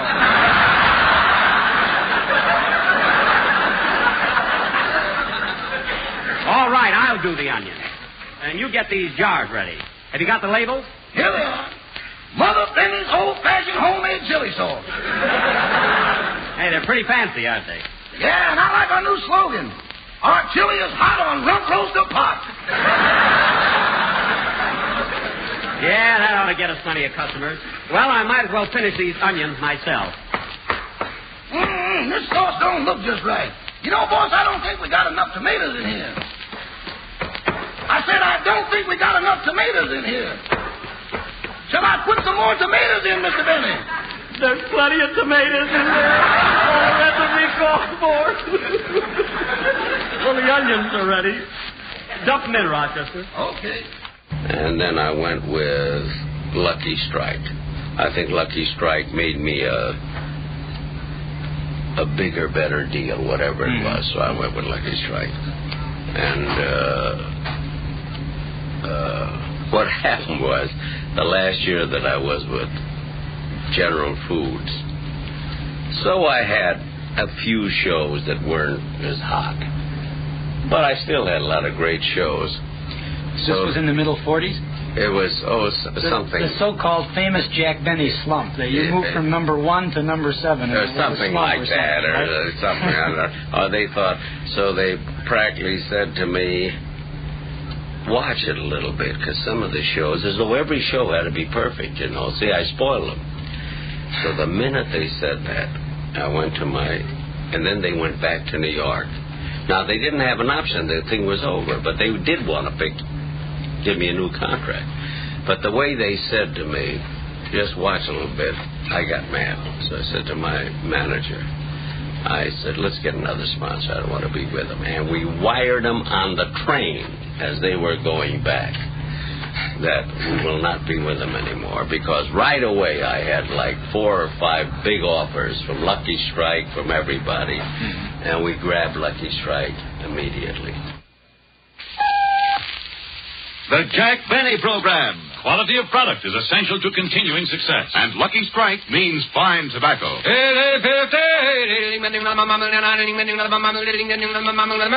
Yes, Lucky Strike means fine tobacco.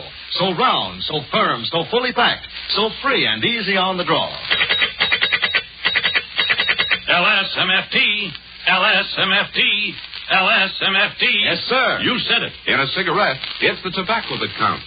And Lucky Strike means fine tobacco. Year after year. Today, tomorrow, always, Lucky Strike means fine tobacco. Year after year, at auction after auction, independent tobacco experts, auctioneers, buyers, and warehousemen can see the makers of Lucky Strike consistently select and buy that fine, that light, that naturally mild tobacco. This fine Lucky Strike tobacco means real deep-down smoking enjoyment for you. So smoke that smoke of fine tobacco, Lucky Strike. So round, so firm, so fully packed, so free and easy on the draw. American.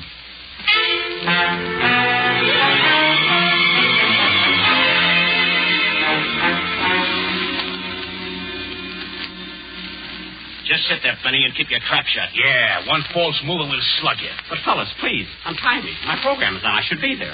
I'll lose my job if I miss my first broadcast. You're going to miss them all, Benny. What? You ain't going to drive us nuts anymore. For 15 years, we've been listening to that, hello again, this is Jack Benny talking. Well, we've had enough of it, see? Yeah, let's bump them off. No. Please don't kill me. I don't want to die. Spare my life. I'll make it worth your while. I'll give you each $10.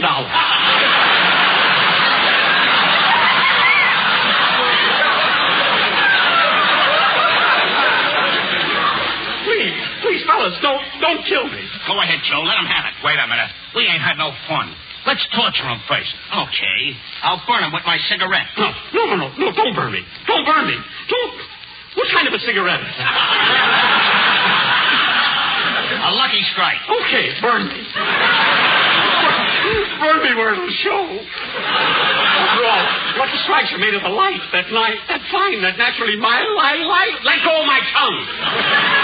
What's the matter with you guys, anyway? All right, Joe, we've stalled long enough. Lift him out of the chair and lay him on a table. Okay, but I want to do a neat job on this guy. Hand me my rubber gloves. Here. No, fellas, don't kill me. I'll make it $11. I mean it. Ready. Knife. Axe. Poison. Rope. Knife. You got that already. Thanks. Please, fellas. Gun. Bullet. Atomic bomb. What? Give it to him.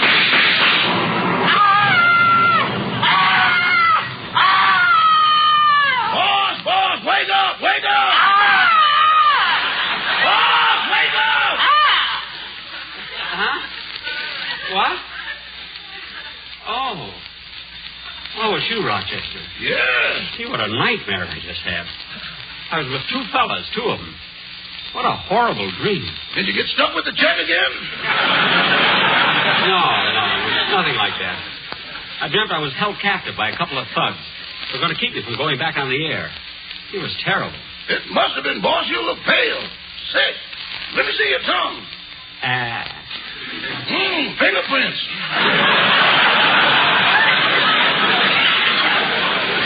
That's funny. There shouldn't be. You wore rubber gloves. What'd you say? Oh, nothing. You weren't there. Doggone, boss. That sure must have been a realistic dream. Look how you thrashed around in the bed. Yeah. You even pulled an arm off your teddy bear.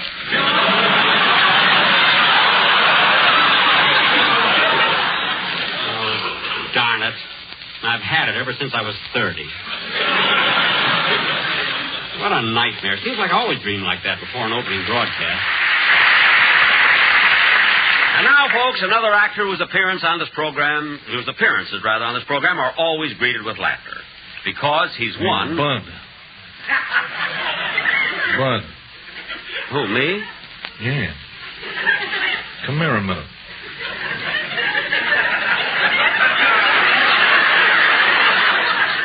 What do you want? What actor are you going to introduce now?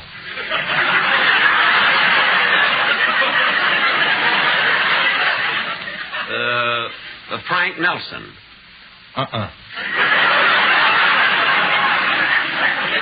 What? Introduce Sheldon Leonard. Well, why should I introduce Sheldon Leonard now? Because that's me, and I just laid 6-5. I'd come in ahead of Nelson. All right, ladies and gentlemen, the man who plays the part of our tout, Sheldon Leonard. I was the tout, yes, but not the racetrack tout, because I never operated at the racetrack. But you never were at the racetrack? No. You're always outside of I the was track. touting him at something else. I'd meet him in a department store and tout him off of one elevator and onto another elevator. I'd meet him at a candy dispensing machine and tout him away from chewing gum to chocolate drops or what have you, completely absurd things. But it was never from one horse to another horse. One show, I believe, I did meet him at the racetrack. But what I touted him on one table instead of another table because the legs on this table were stronger than the legs on the other table. A lot of nonsense. Ladies and gentlemen, as you all know, the last race was a photo finish, but you won't know the results till tomorrow. See, that's strange. The picture turned out so good that we've decided to show it at your neighborhood theater. Now, Mary, let's look over the list of entries for the next race. I want to see if Bud. Huh? Come here a minute.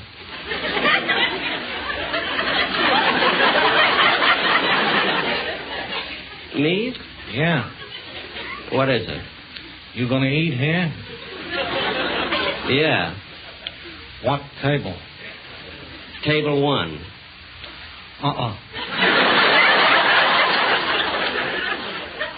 What? Tape number 9. Well, look, I'm very happy with table 1. Well, think it over, Bud. Number 1 is a card table. A card table? Yeah. If it carries too much weight, its legs will fold.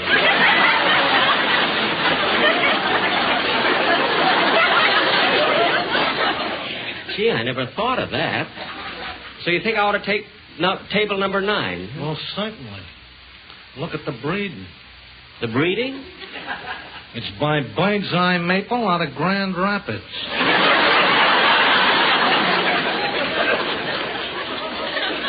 Gosh, I didn't think they even knew each other.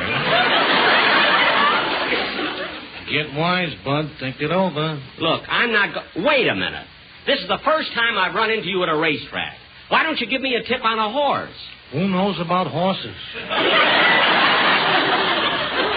What? So long, sucker. Mary, have you figured out yet what Your horse... bacon and eggs are ready. I put them on table number 1.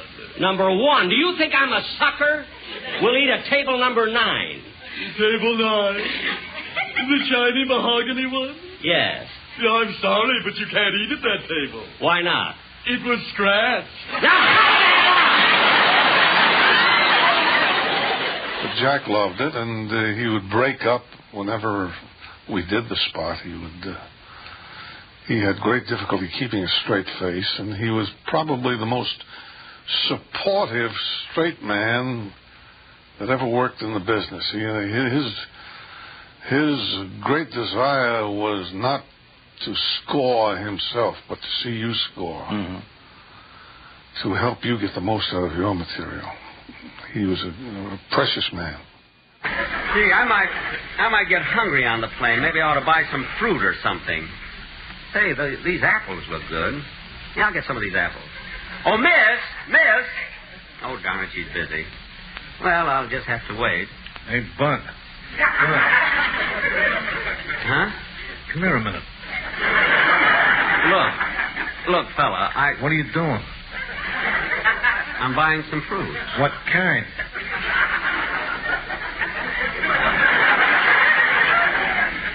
I'm buying apples.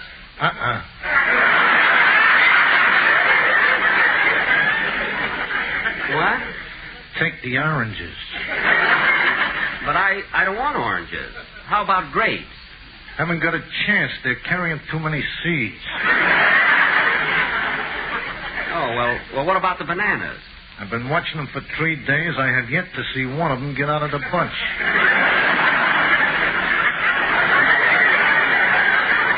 Well, look, I don't know. Listen to me, Bud. Take the oranges. The oranges? They can't miss. Look at the breeding. Out of Pomona by Smudge Pie.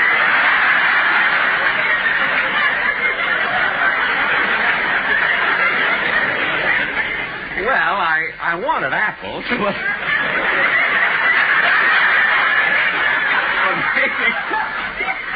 I wanted apples, but maybe you're right. I'll take the oranges. Okay, and peel them. Don't be a sucker.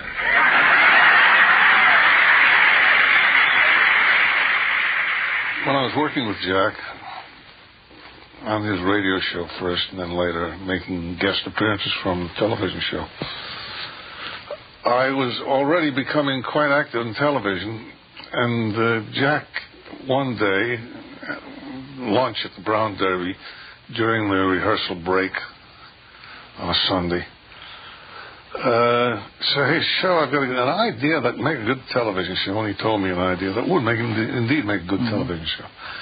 And I said, "Yeah, that'd be fine, Jack. That'd be real good. Why don't you pitch it at the networks?" He said, "No, that's not my line of work." I said, "Well," he said, "it's yours. Take it. I give it to you." I said, "No, thanks. I'm not interested in it unless you come with it as at least an advisor, at least a friend of the court or whatever. And besides, if we had to submit it, I would want you to be the one who submitted it. It's your idea." So an appointment was made. And we went to the office of a network that shall be unnamed, and were ushered into the private office of the head of development for comedy material. And there was his entourage that assembled in the office. And after the amenities, the coffee and the rest, Jack said, "Go ahead, Shell, tell him the story." And I said, "No, Jack, it's yours. You tell him." So he told him the idea, which was a good one. It was not unlike the concept that later became Laverne and Shirley, but it was more mature and had greater possibilities and greater scope. And the locale was to be one of these swinging single setups out, like occur out here at the marina, you know. Great possibilities inherent there. And after about 10 minutes of eloquent Jack Benny delivery on the material, he finished, and we sat back and we watched with satisfaction. And there was the exchange of glances amongst the people in the room, and then the head of development cleared his throat and said, he, by the way, was about age, I estimate age 28, 29, something like that. And he said, and I remember his words almost verbatim, not almost, I remember them just as he said them. He said, "Well, Jack, I think there's some good material there. I don't think it works the way you got it, but I can tell you how to fix it."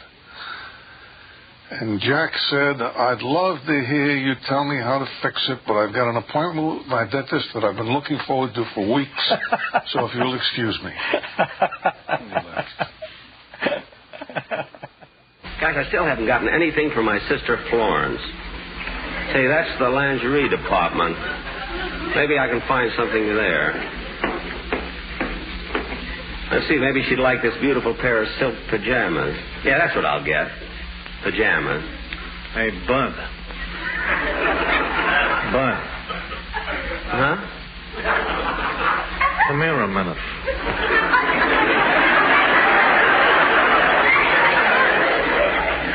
Who, me? Yeah. What are you doing? I'm buying a gift for my sister. What are you going to get? Pajamas.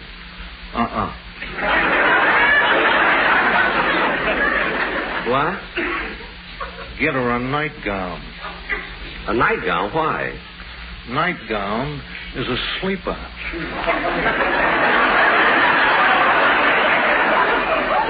Well, so are pajamas.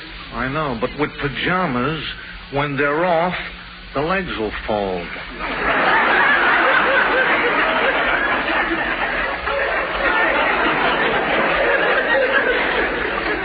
Gee, I never thought of that. When you make your selections, you gotta consider the string. The pajama string? Yeah.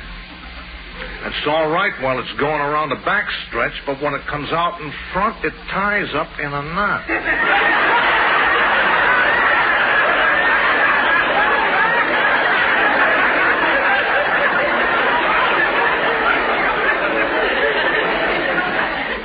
Gee, maybe you're right. Of course I'm right. Nightgown is a great show bet.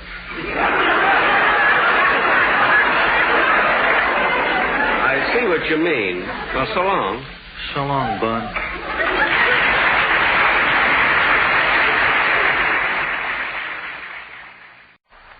Ladies and gentlemen, Dennis Day.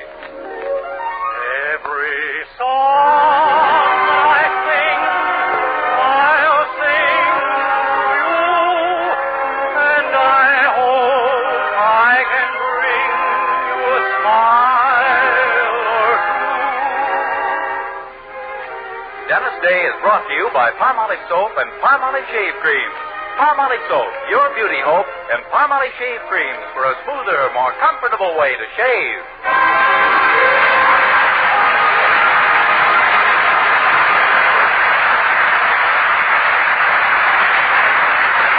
The Dennis Day Show with Barbara Eiler, B. Benadera, Dink Trout, Charles Dant in the orchestra, and yours truly, Vern Smith, is written by Frank Galen and stars our popular young singer in A Day in the Life of Dennis Day. Here's Dennis to sing Look Up.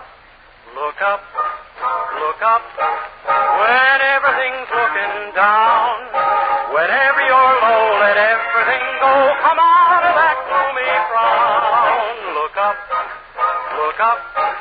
whenever those clouds are gray. It's gonna be fun whenever that sun starts chasing those clouds away. There's no room for old man gloom, so shake him. You're bound to take him. Just try a smile or two, but whatever you do, look up. Look up. Don't ever give up the fight. When everything's wrong, it's never too long till everything turns out right. So whatever you do, look up.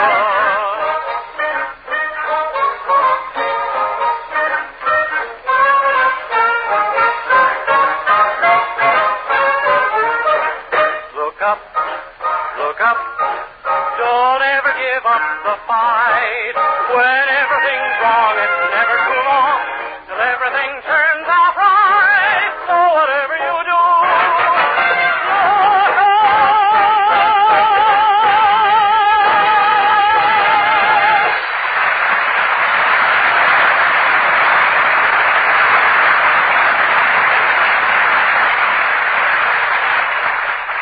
Men, do you shave with a lather or brushless shave cream? Palmolive Shave Cream comes both ways, and whichever method you use, you'll find the new Palmolive Shave Cream way to shave means more comfortable, actually smoother shaves for 3 men out of every 4. Yes, 3 men out of every 4 get more comfortable, actually smoother shaves the Palmolive Shave Cream way. It's a fact, men, not a promise. 2,548 men tried the new Palmolive way to shave, and no matter how they shaved before, 79% found beards cut easier. 75% less razor pull, 69% closer shaves, 80% smoother feeling skin, and 3 out of every 4 got more comfortable, actually smoother shaves. Just get Palmolive Shave Cream, either brushless or lather, and do this. Wash your face with soap and water. Rinse, then soap face thoroughly again. Do not rinse. work Palmolive Shave Cream upward into beard to get the full benefit of Palmolive Shave Cream's beard conditioning effect. Then shave. That's all. But remember, Palmolive Shave Cream, either brushless or lather, offers proof of more comfortable, actually smoother shaves for 3 men out of every 4.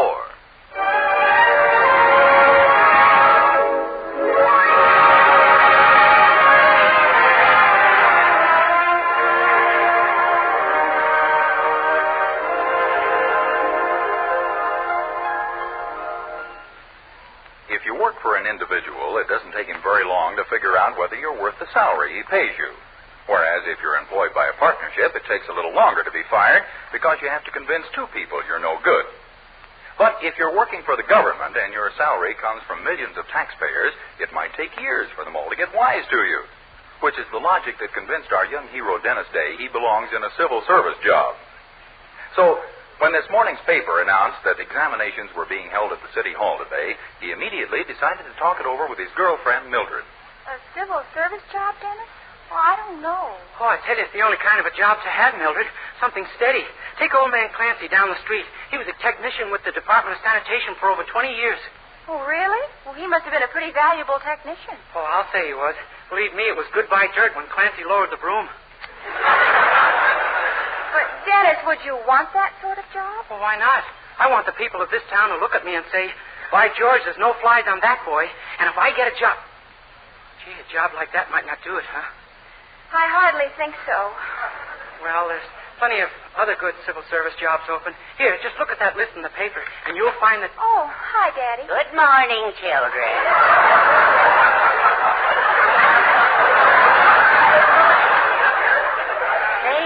What's so interesting in the paper there? Oh, we're looking at the civil service list, Mr. Anderson.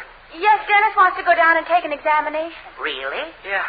Matter of fact, when I was a young man, I too thought I'd become a servant of the people. Yeah? But then I married Poopsie and became hers instead. But, Daddy, Dennis hasn't done any studying or anything, and those examinations are usually pretty difficult. Oh, he'll get by, especially if he mentions his war record. They're very partial to ex-servicemen, and Dennis was in the Navy. Oh, gee, that's right. And, Dennis, didn't you tell me yourself the Admiral took a shine to you? Oh, I think you misunderstood me, Mildred. I said whenever he wanted one, he took his shoes to me.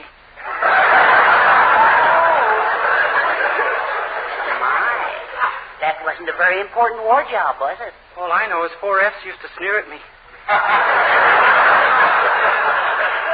Well, you wouldn't necessarily have to stick to the exact truth. Now, if the subject of your place in the war effort comes up, you can exaggerate a little. Okay, I'll tell him the Admiral shined my shoes. Well, I wouldn't go that far. Well, don't worry. I'll think of something. See you later. I'm off for the City Hall. I'll go to the front door with you, Dennis. Auf Wiedersehen, my boy. Thanks. I got a feeling I'm going to need it, too. Let's see now. I better get to my own work. Well, what'll I do first? Sew the ruffles on the bedroom curtains or put the wash in the bender? Oh, well, Herbert! Hi, Bunny Fur. What is it? The newspaper's right there on the table. Didn't you see page 1? Huh? Well, no, Oh, my goodness gracious. Mrs. Clara Anderson nominated to run for state assemblywoman on reform ticket. Poopsie. Yes. And look, there's my picture right on the front page. Isn't that rather daring if you're after votes? What? Well, I mean, newspaper pictures are so bad, Poopsie. They don't bring out your true beauty. Oh, I see what you mean. Oh, sure. I know how to handle myself. Well, of course, I'm not elected yet, but I'm going to try awfully hard, and that's what I want to talk to you about. You see, you're the husband of a public figure now, and you've got to behave accordingly. Oh, yes, of course, Poopsie, yes. You're not to be seen smoking or drinking. No gambling of any kind. No poker games. No burlesque shows. You understand the impression I want to create. Oh, sure. You want people to think I died, but you love me too much to bury me.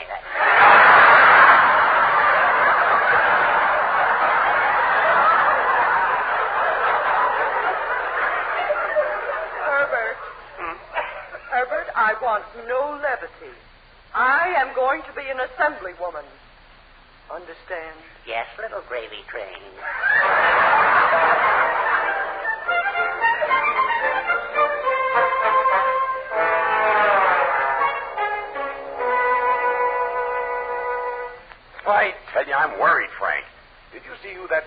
reform party's running for state assembly? Here's a picture of their candidate on the front page. This? I thought they were going to run a woman. That is a woman. Mrs. Clara Anderson. And she's got plenty of backing. Yes, it takes up practically the whole picture. And who are we picking to run against her? Oh, that's the problem. We gotta find a candidate to beat this Anderson woman. We need someone who won't catch on to what we're putting in that assembly. Somebody really honest and really stupid. Well, if he's the first, naturally he's the second. Now, I'll help you figure somebody out in a minute, Chief. There's a young fellow in my office waiting to take a civil service exam. Well, get rid of him in a hurry, will you? I'm expecting a call from the governor. And he'll want to know who our man is. You're right. Well, I'm sorry to have kept you waiting, young man. Oh, I didn't mind. Good. I'm a little pressed for time, so I'll have to give you an oral or verbal examination. Oh, that's okay. Either one's all right with me. Thank you. Name, please? Dennis Day. State of birth? Naked.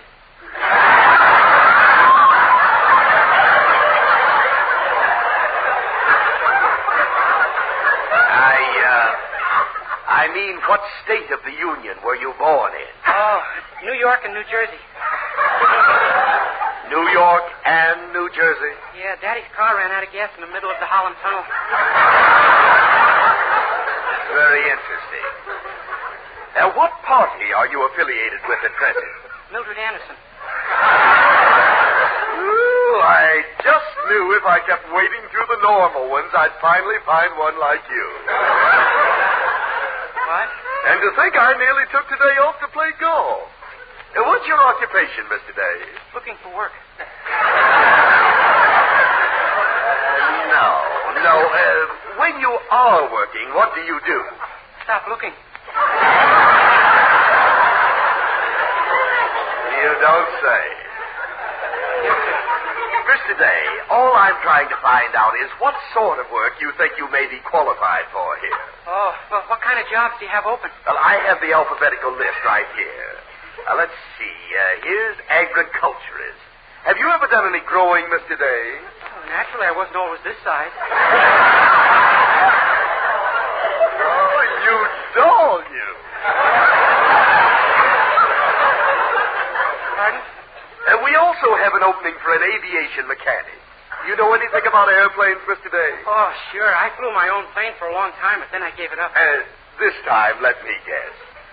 The rubber band broke, huh? Gee, how did you know?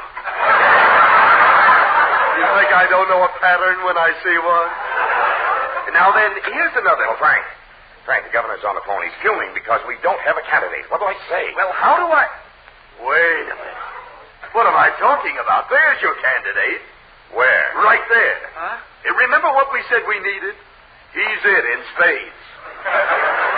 Him? But can he get both? Well, I don't know. Let's see. Young man, were you in the war? Oh, you bet. And what's more, I was on our side.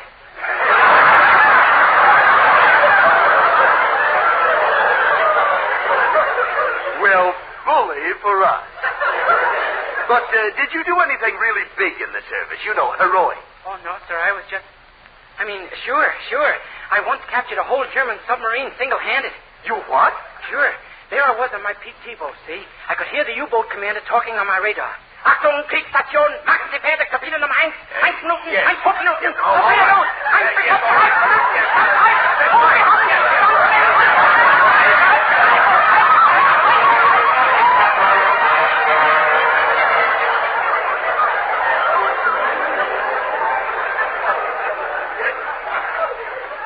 Dennis, will you please calm down?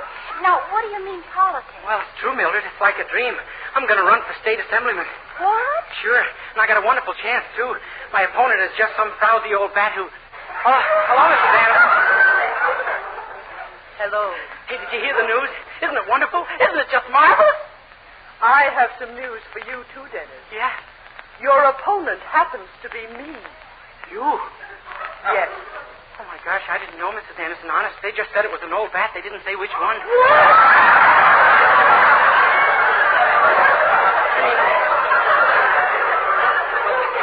Gee, I'll resign right away. I'll just drop right out of the race. You'll do nothing of the kind. Huh? I just had the world's most brilliant idea.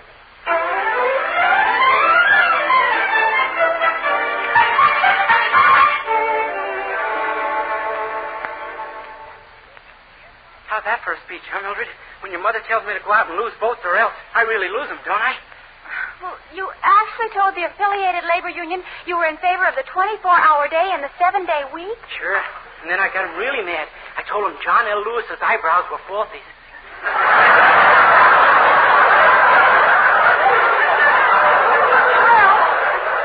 That should certainly take care of the labor vote. Oh, wait till you hear how I got rid of the women's vote. I said, members of the Weaverville Ladies Club, if I am elected, I will outlaw girdles, fake eyelashes, lipstick, powder, and rouge. It's about time us men can see what we're getting before we got it. Good golly. Next, I took care of the men. Gentlemen, I said, we men have had the upper hand long enough. For years, we've made the women do the housework and have the babies. When I'm elected, we men will take over the housework immediately. The other problem, of course, may take a little working out. Mother ought to be very happy with those speeches. Oh, I'll say. If this election were being held in Texas, your mother could beat me now without a single guitar lesson. She's a cinch. I haven't got a chance to... You, Dennis Day, you. Huh? Look at this paper. Oh, my goodness. Dennis Day bandwagon rolls towards certain victory. But I don't understand. Those speeches I made... That's just the trouble. They printed your speech to the men on the women's page. Your speech to the women in the sports section. And your speech to labor in the Wall Street Journal.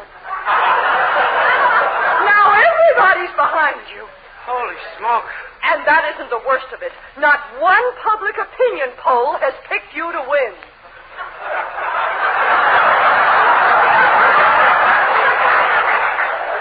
I'm a cinch. This is my last warning, young man. If you win this election, so help me, you'll be the most disassembled assemblyman ever assembled in an assembly. And I mean every word of it. Oh, Mildred, what do I do now? You're going to lose that election, and today. What? But how? Look, you're supposed to make a speech at the Civic Auditorium this afternoon, aren't you? Yeah.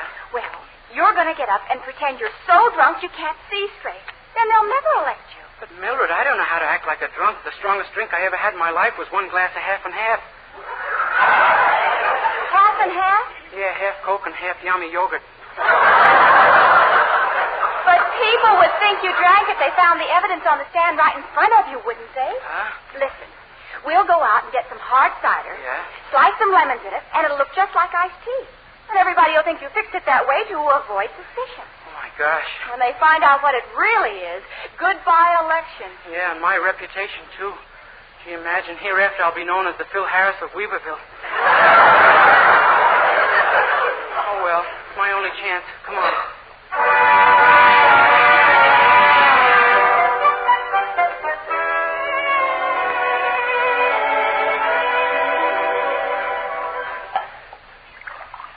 Gee, it does look like iced tea, doesn't it? Sure. When they find out it's really hard cider, you won't get a vote in the whole... Oh, I'll get it. Yes? Hello, I'm Katz on the bugle. Oh, really? I'm pretty solid on the ukulele. I'm a reporter, Bud. Mrs. Anderson home? Oh, I don't know. Here she is, Mr. Katz. Oh, are you the reporter from the Bugle? Why, yes, ma'am. My editor says you have a new slant for an interview. I certainly have. This is my opponent, Dennis Day. I want you to ask us both questions on the same subject and publish our answers. I think it should just about settle the election. But, Mrs. Anderson, I got to get over to the auditorium. This will only take a minute. We'll sit right here at the table, and then we'll... Oh, how nice. A pitcher of iced tea. Oh, wait, Mrs. Anderson. Just mind your business, Mr. Day. All right, Mr. Katz, you may proceed with the interview. Oh. Do have some iced tea first, though. It's delicious. No, thank you. All right, we'll stop with you, Mr. Day. Mrs. Anderson, you better stop drinking that iced tea. Pay attention to the man, Mr. Day. You're being interviewed. Yes, and do try to relax a little, Mr. Day. I've never seen a candidate so stiff. Just stick around, brother.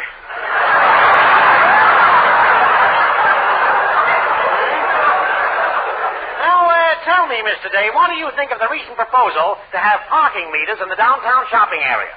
I think it's ridiculous. You do? Why? Why let meters park there when there isn't even enough room for the cars?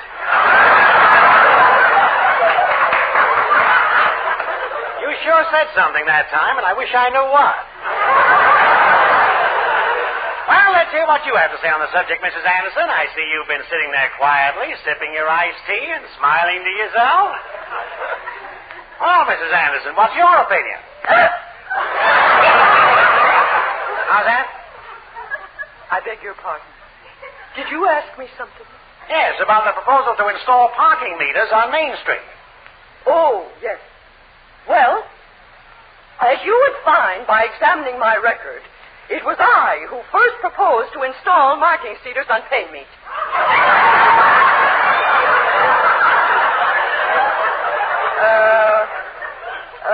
That is of string markers on Peter's Peak. I beg your pardon? I'm so sorry. I meant to say I'm strongly in Maine of parking at installations.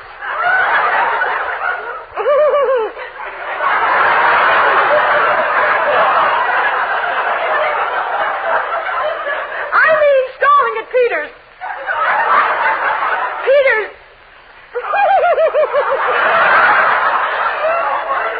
I think it's a crummy idea. What? Better have some more iced tea. Got a frog in my throat. Mr. Anderson, quick, grab that tea away from her. Huh? Hurry, one more, and that frog is going to be able to lick its weight in wildcats. What on earth are you Just grab it, that's all. Good, that's it. You'll have to be quieter, Mr. Day. Or I warn you, I shall put you and your twin brother out of this house.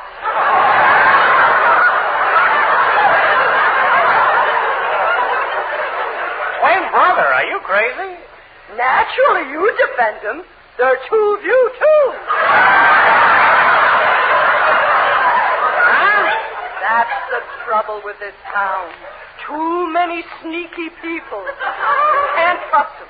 They come in the middle of the night and move your house down to the carnival. They don't do anything like that, Mrs. Anderson. Don't lie to me. This house is on a merry-go-round right now. Holy Jehoshaphat, is this Dame Tank? You're welcome, I'm sure. Boy, what a story for the late edition. Hey, Mr. Wait, you... Some election. One candidate an alcoholic, and the other one anonymous.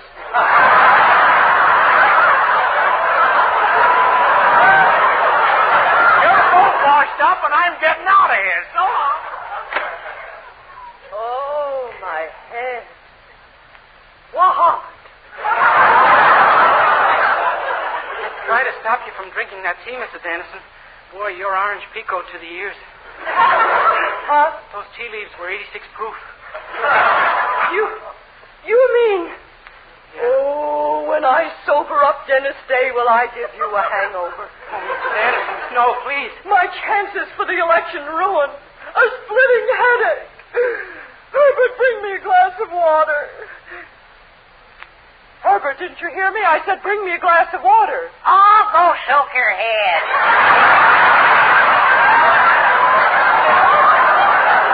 What?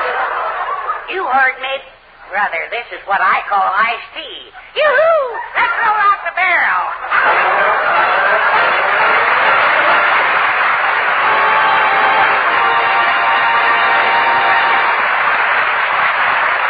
Here's wonderful news, ladies. Wonderful, wonderful news. Now there's something thrillingly new in Palmolive Soap's famous beauty lather. Yes, something thrillingly new. Palmolive's famous beauty lather now brings you new fragrance, new charm, new allure. Millions of women will prefer beauty lather Palmolive over all other leading toilet soaps the minute they try it. For Palmolive Soap's famous beauty lather now has a new, clean, flower-fresh fragrance for new allure. New charm. So, ladies, forget all other beauty care and use Palmolive soap the way doctors advise for a lovelier complexion. Just stop improper cleansing and instead wash your face with Palmolive soap 3 times a day, massaging Palmolive's wonderful beauty lather onto your skin for 60 seconds each time to get its full beautifying effect. And then rinse. That's all. All types of skin, young, older, oily, respond to it quickly. Don't wait another day to try Palmolive's beauty lather. You'll be thrilled by its new fragrance, new charm, new allure. Thrilled again by the fresher, brighter complexion doctors prove may soon be yours. For new loveliness all over, use big bath-size palm olive in tub or shower.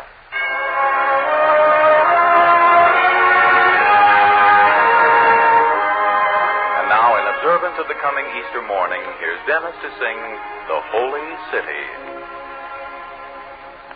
Last night I lay sleeping, there came a dream so fair.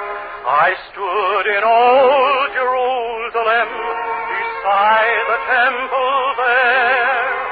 I heard the children singing, and ever as they sang, methought the voice of angels from heaven in answer rang.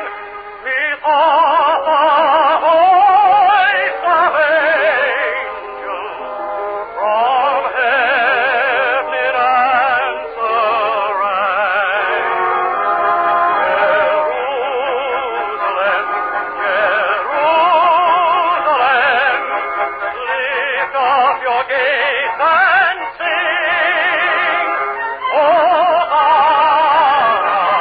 in the highest. Hosanna to your King.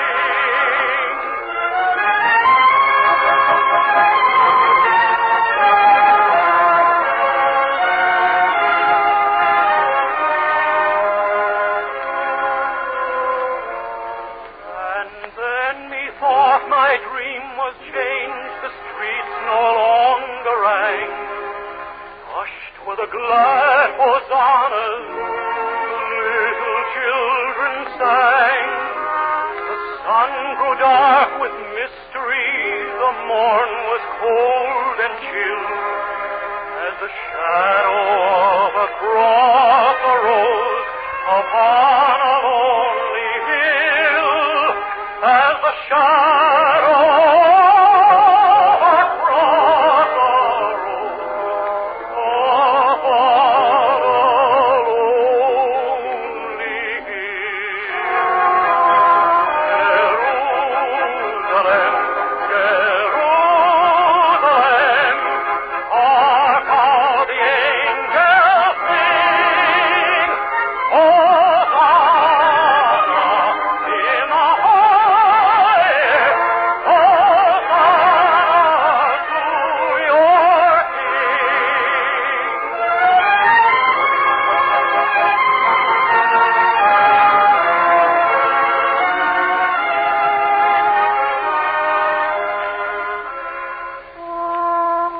And once again the scene was changed, to earth there seemed to be. I saw the holy city beside the tideless sea. The light of God was on its street, the gates were open wide, and all would might enter, and no one was denied. No need of moon or stars by night, nor sun to shine by day. It was a new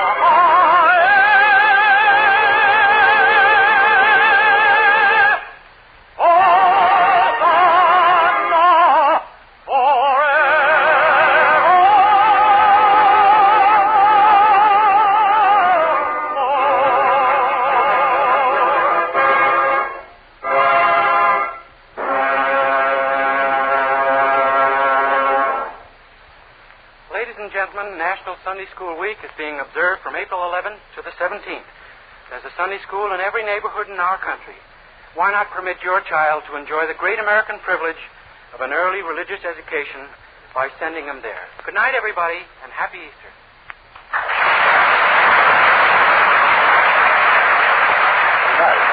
Show him how much lovelier your hair can look after a Luster Cream shampoo. Only Luster Cream brings you Kay Dumit's magic blend. Glamorizes your hair as you wash it. Yes, tonight, you can be a dream girl, beautiful Luster Cream girl. You owe your crowning glory to a Luster Cream shampoo.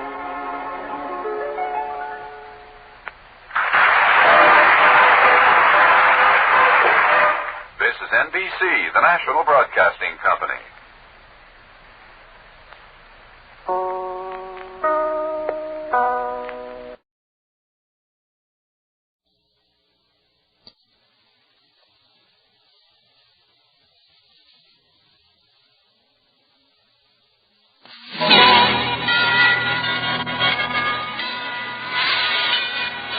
The Halls of Ivy, starring Mr. and Mrs. Ronald Colman.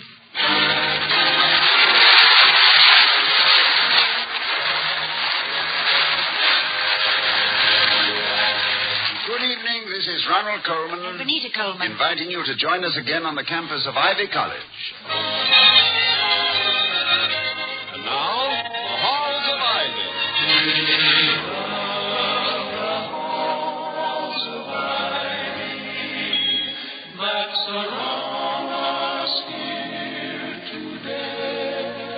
Welcome again to Ivy College, that is, in the town of Ivy, USA. It's a well-known fact that the residence of Dr. William Todhunter Hall, president of Ivy, and his wife Victoria, is always open house, the keeping of which is a minor miracle. Through circumstances beyond their control, the Halls lost their housekeeper Penny last year, so now it's with great relief that they have at last found a replacement, the highly recommended and notably efficient Miss Louisa Tate.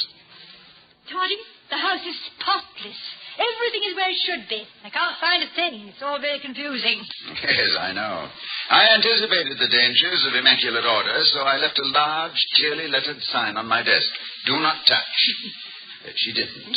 And for one so painstaking and thorough, it must have required the greatest restraint. It did. I was in here when she was dusting. She looked up at me and smiled knowingly and said, "Well, everybody's different." The first thing you notice about our Miss Tate is that she speaks in confounding but crisp crypticisms. How was that again? Let it go, darling. I wouldn't dare try it again. But the fact remains that Miss Tate does have a remarkable sense of verbal economy. She's like a squirrel storing up her words for a long winter. Her brain works so fast, her tongue has given up trying to catch it. She passed me in the hall yesterday and said, "The ink spots won't come out," and left. Well, I thought at first she was trying to book a radio singing act into some local club. And then I realized the cleaner had brought back my dress. It's really very flattering, I suppose, Vicky. She just assumes that we know what she's thinking, which is going to be a constant challenge to our telepathic powers. Maybe she has Ivy confused with Duke University, where the study of extrasensory perception is, I'm told, I'll get it, Vicky. Why? Why? Well, the front door is just... Oh, of course, I forgot. We have Miss Tate now. That's good. Now I can get to work. Professor Underhill of the chemistry department wants my opinion on another article he's written for the Pedagogical Journal. This one has an exciting title. It's called Syntheses and Reactions of Substituted Cyclohexanones. Oh, my dear. Yes, I can't wait to get my teeth into it. I wonder who that is at the door. Well, the easiest way to find out is to ask Miss Tate. Miss Tate, would you come in here, please? Probably nothing important, but one likes to know, that's all. Yes, Mrs. Hall. Miss Tate, who is that at the front door? Eggs. After all, what's the back door for? Is that all, Mrs. Hall? But yes, I can't think of anything else. And if you'll excuse me, Of course, most people like them tucked in.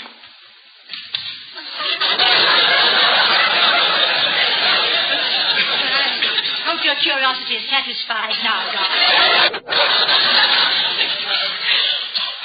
Like them tucked in. I wonder if that was a deliberate ellipsis, a simple dislocation, or a calculated circumlocution. Yeah, you're not making any more sense than she did. Yeah, but, Vicky, how do you tuck in an egg?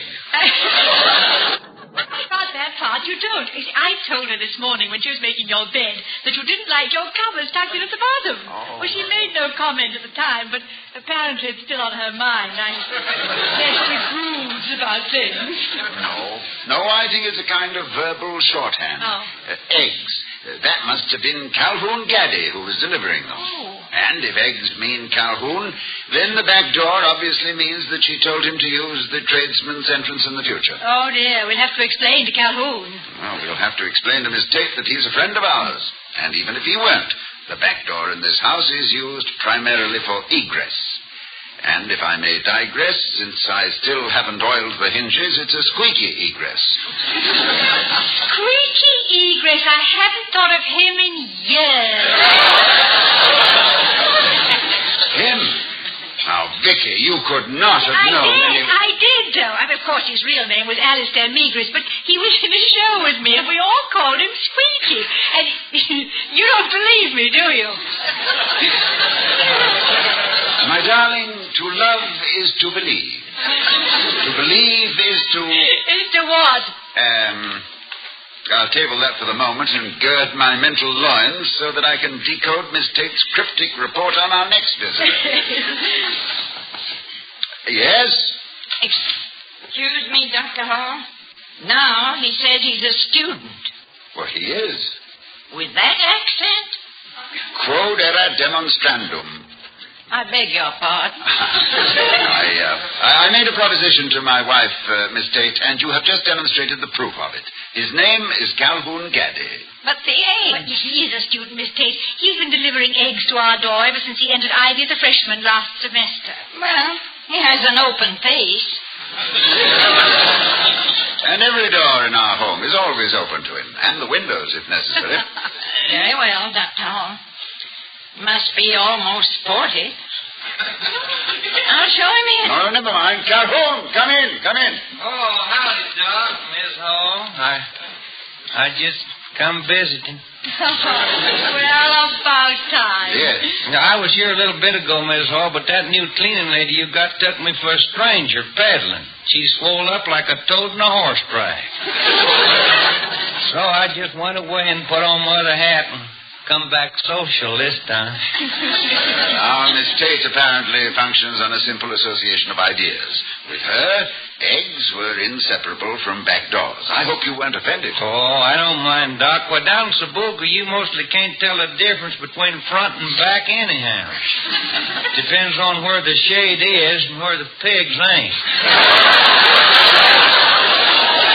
The best way is to notice where the paths wore down the hardest. Tate is new, Calhoun, and she's still adjusting herself. Oh, she seems real nice, Miss Hall. She don't talk much, but sometimes from her eyes I did receive fair, speechless messages. If you don't mind my leaning on Shakespeare so early in the morning. Good. Good, Calhoun. Merchant of Venice. An excellent description of Miss Tate. But, how about this one? She speaks, yet she says nothing. What of that? Her eye discourses, I will answer. It's Romeo and Juliet. And methought her eyes had lost her tongue. 12th night, Act 2, Scene 2. Oh, Calhoun, I'm sure you're the only man alive who delivers Shakespeare with his eggs. Well, what have you been doing with yourself, Calhoun? We haven't had much chance to talk lately. Yeah, I missed it too, Doc, but I've been busier than a feisty flea working his way through a dog show. I found out what that buzzing in my head was about. Doc, my budget was unbalanced. I'm sorry to hear that. I assumed that your egg route was taking care of the present requirement. Oh, my hens is doing all right by me, but like my Uncle Asian always says, it's a mighty poor bee that don't make more honey than he needs himself. Oh, yes. Well, your Uncle Asian was Probably thinking of his hot biscuits when he said it. Well, hot biscuits notwithstanding, we're poor indeed if we don't try to do more than just subsist. It's the surplus, the honey, which sweetens our lives. A bee is a wise insect. It knows that being in clover is a means and not an end. Oh, that's right. And, Doc, when you got a pretty wife like my Glory, who shouldn't be satisfied with just nothing and singing, and 5 little bitty old tadpoles that are just itching to be jumping frogs any day, you'll need plenty of honey. Oh, yeah, in your case, honey is money. Yes, ma'am, Miss Hall. That's putting it plain. That's how come I started on my new project. New project? Yes, sir. See, down the way is just a hoop and a holler from my boathouse. There was this piece of land. It was just doing nothing. Just wasting away. Oh, Calhoun, don't tell me that with everything else you're doing, you started a farm. Oh, I got help, Miss Hall. It started out to be just a patch for garden sass, but then some of the fellers in my class come out to watch me. Now we got us a kind of a farm combine. Everybody working and everybody sharing to help pay their way through Ivy. I like to work with growing things, whether it's kids or corn. Uh-oh, you got company and I got a flag. Well, you'll come again soon, won't you? Oh, you're mighty kind, Doc. And like that man Thoreau said, I wouldn't talk so much about myself if there was anybody else I knew as well. You get to be all... Excuse me, Dr. Hall, but he's got such an excited face. Excited face. Oh, yes. That will be Mr. Wellman. Is he a student, too? Don't you have any young ones? I should have explained to you about Mr. Wellman and Miss Tate. Please have him come in. Yes, Dr. Hall. Well, I better hightail it on out of here. Bye, folks. Goodbye, Calhoun. Calhoun. Howdy, Mr. Wellman. Well, so long, Mr. Wellman. Jack, I might have known, keeping me waiting and my business. What was my business? Dr. Hall, who is that? That woman. That, Mr. Wellman, is a Miss Tate. A mistake? I should think so. Leaving me cooling my halls in the heel. Heating my pools in the hall. Good morning, Mrs. Heel. Good morning, Mr. Wellman. Mrs. Hall, I haven't time to look at scenery. I came to see you, Dr. Hall, because I wanted to tell you a matter of utmost urgency, an issue which must be met with dispatch. As chairman of the Board of Governors, I feel that... What particular issue, Mr. Wellman, do you feel that...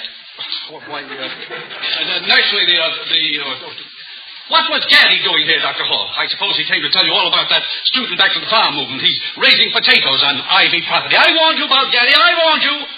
Hens and eggs and who knows what next. Probably pigs. Pigs, Dr. Hall. Lower your voice, Mr. Wellman. With the price of bacon these days, we speak of that animal only in hushed and reverent tones. Have you seen any pigsties on Mr. Gaddys' new farming venture, Mr. Wellman? I don't have to. I've seen students in blue jeans. Next thing they'll be taking their shoes off, like peasants, raising grapes and trampling out. Dr. Hall, this has got to be nipped in the bud. Well, I'm afraid you'll have to wait till spring for that, Mr. Wellman. Nothing's budded yet. Do I have to remind you that permission for such mutilation of Ivy property will have to be granted by the Board of Governors? No, you don't have to remind me, Mr. Wellman. And now, I know how busy you are. What was it you came to see me about this morning? This morning? This morning. Well, isn't that funny? No, it isn't funny. It couldn't have been important. And after all, seeing Gaddy here, no wonder. What was it I came to see you about, Dr. Hall? Oh, I'm afraid I can't help you there, Mr. Wellman. Why not? What's the matter? Weren't you listening? I usually state my business the minute I come in. But, Mr. Wellman... Just don't you forget Gaddy, because I won't. Well, goodbye. Goodbye, Mrs. Hall. Goodbye, Mr. Wellman. Well, what did I come here for? It must have been... No, it wasn't. Human trait in Mr. Wellman, a lapse of memory. Whatever it was he came for, Calhoun Gaddy has now taken priority over it in his mind. Yeah. And unfortunately, in this matter, Mr. Wellman is right. Calhoun's project is on university property. That may cause complications. Yes, you'll have to get the approval of the Board of Governors, and I'm afraid that might be difficult. They're conscientious custodians. Yeah. And even if he does get it, he and his friends won't be able to operate their project and make any profit out of it. Not as a private venture. All that energy and enterprise for nothing. Poor Calhoun. No honey and no money. Well, maybe he can help you to soften Mr. Wellman's heart. He's used to working in frozen ground.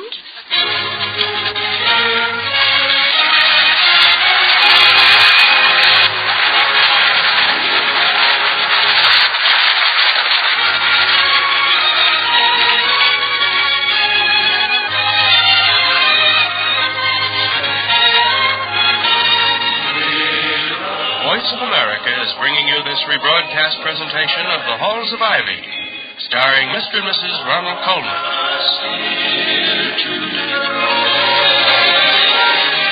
And now to return to Ivy, where Dr. Hall has just come home after making an inspection tour of Calhoun Gaddys' new agricultural development.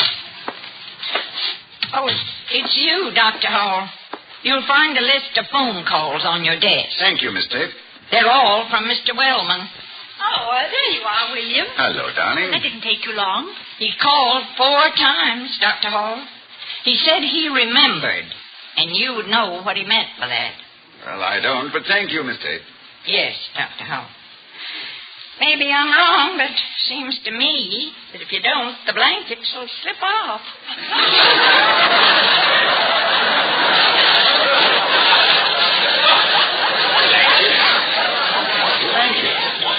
Miss Tate still has your covers on her mind, Toddy. Hey, couldn't you change the habits of a lifetime before she develops a dangerous obsession?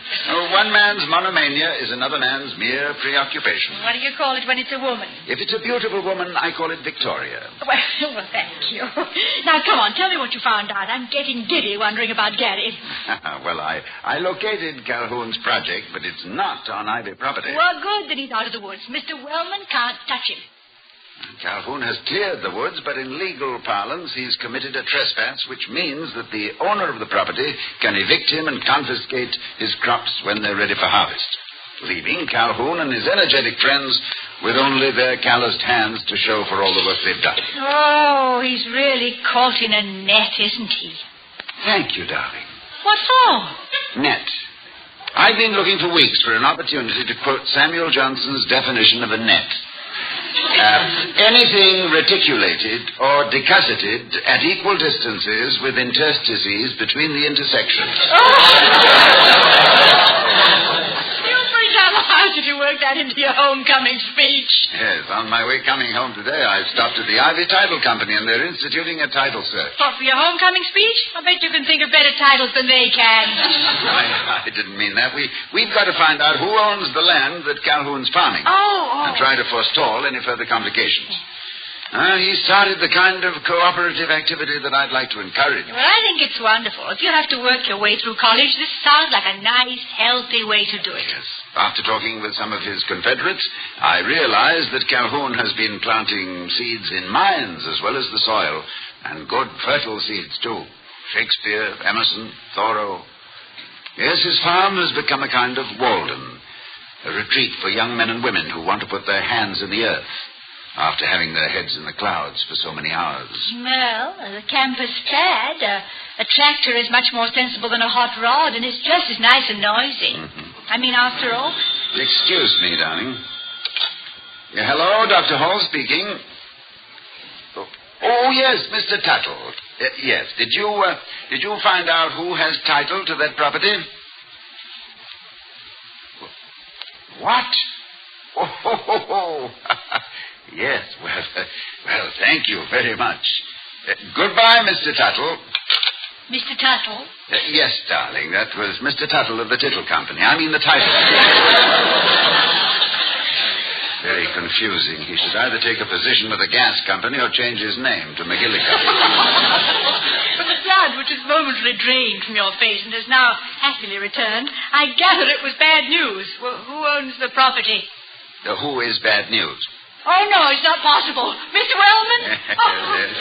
The impossible Mr. Wellman. Vicky, all we can do for Calhoun now is cushion the shock.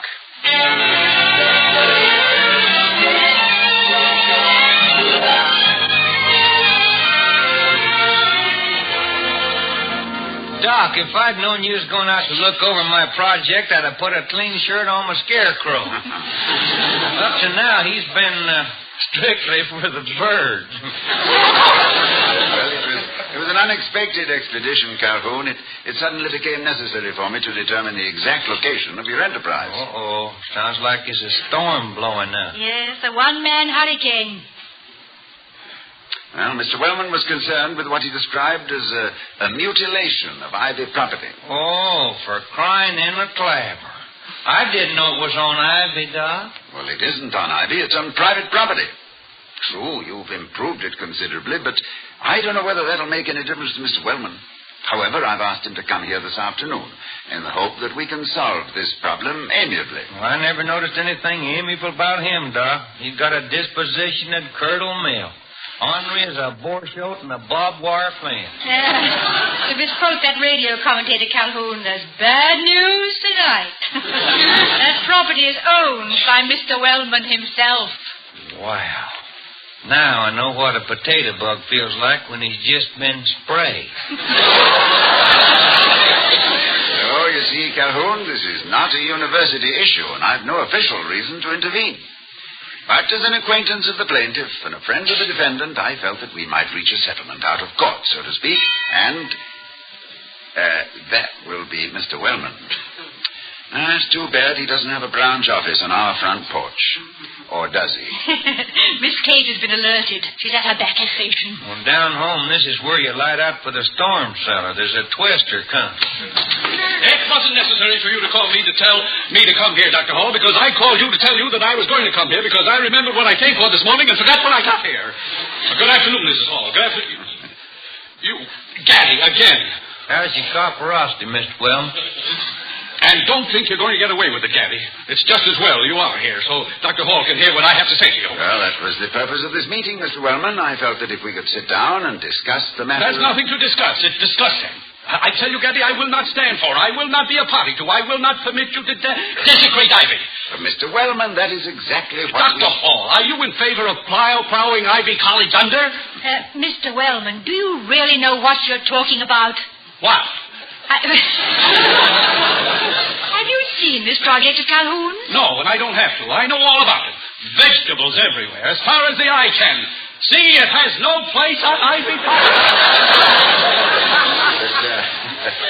Obviously, you don't know all about it, Mr. Wellman. It is not on Ivy property. That has nothing to do... It isn't? But I distinctly... I was told, of course it's on. It must be on. Where is it, Dr. Hall? It's on your property, Mr. Wellman. In that case, what? On my property? Yes, near the boathouse. Calhoun's done a remarkable job of improving it, Mr. Wellman. You wouldn't recognize it with all those rocks cleared away. That worthless piece of property? 10 years, taxes. I couldn't give it away. My property? Yes, and now that it's been plowed and ready for planting... Why, it might start paying for itself. Yes. Oh, you don't have to tell me about farms. Mr. Gaddy. I'm still here, Mr. Wellman. Well, Mr. Gaddy, I think we two might make some kind of arrangement. Well, now, Mr. Wellman, I have never been a tenant farmer yet. I've seen too much sharecropping to care about it. I don't know. Wait, Mr. Gaddy. I am a great believer in cooperative enterprise, and I feel... But no need to bother Dr. Hall with this now. After all, it's a private matter. Mr. Wellman, I'm delighted that you approve of what Calhoun and his friends are doing. But I still have certain misgivings. Forget them, Dr. Hall. Everything's taken care of. Have you considered the fact that Calhoun and his fellow farmers will only be with us for 3 more years? Yes, and then there's the prospect of your land becoming a tax burden to you again. Yes. So it has occurred to us that if the Wellman-Gaddy Farm Combine is successful, perhaps it can best be perpetuated by deeding the property to Ivy College as an experimental agricultural station. Dr. Hall, are you suggesting that I... No, I just want you to think about it. I don't have to think about it. I can say yes as loud as any man. Yes, Dr. Hall. I agree with you. A magnificent idea. I was just about to think of it myself. Mr. Wellman, do you know what you're saying? Surprised you, didn't I? But I say no, just on principle.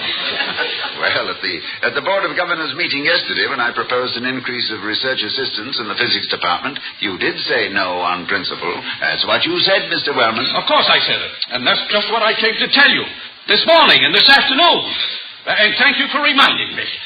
I changed my mind about the research assistance, that is. Oh, but that's twice in one day, Mr. Wellman. Yeah, I know.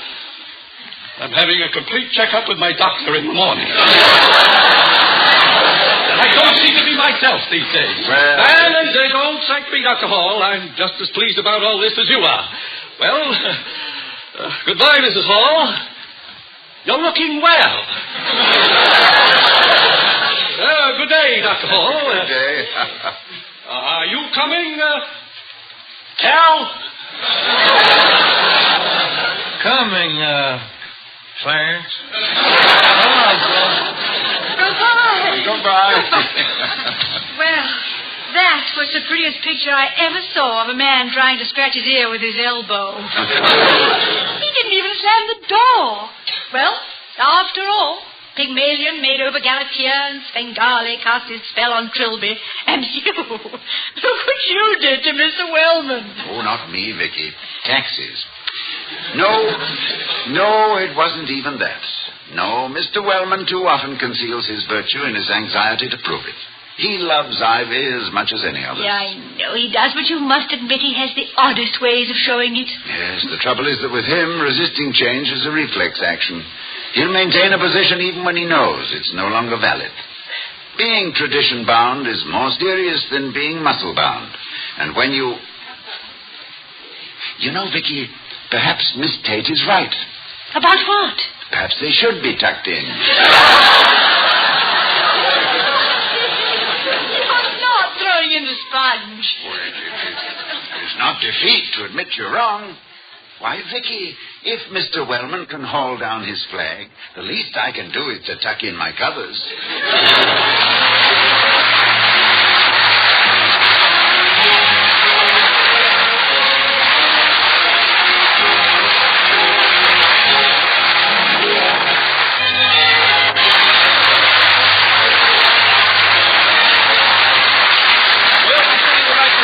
Same time at the Halls of Ivy, starring Mr. and Mrs. Ronald Colbert. To the hallowed halls of Ivy, every voice will bid farewell, and shimmer off in twilight like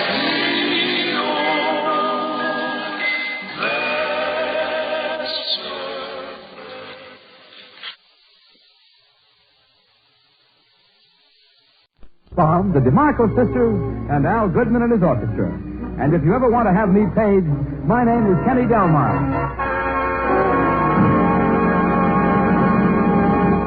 Tonight we bring you the Man of the Year for 1929, a bad year. And here he is, Fred Allen.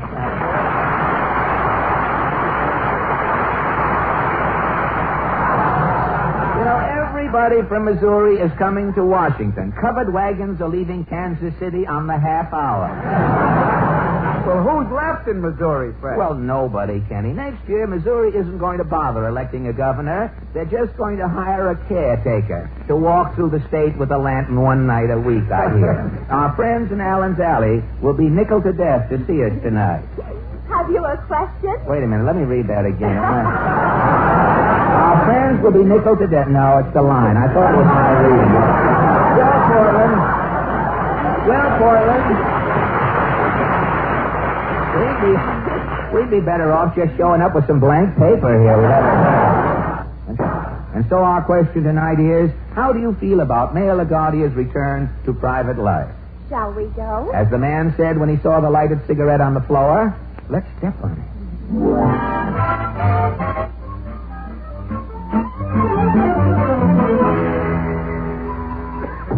Gosh, Portland, it's good to be back in Allen's Alley. Well, let's see what Titus Moody is up to tonight. Howdy, Bob. Say, Mr. Moody, you look shorter tonight. First time I ever wore a union suit and stockings. Well, what makes you look shorter? It's trying to keep up my stockings. Your stockings? Yeah. There's a little door hangs down on the back of the union suit. And when I button that door onto my stockings... Yes? It pulls me down 6 inches.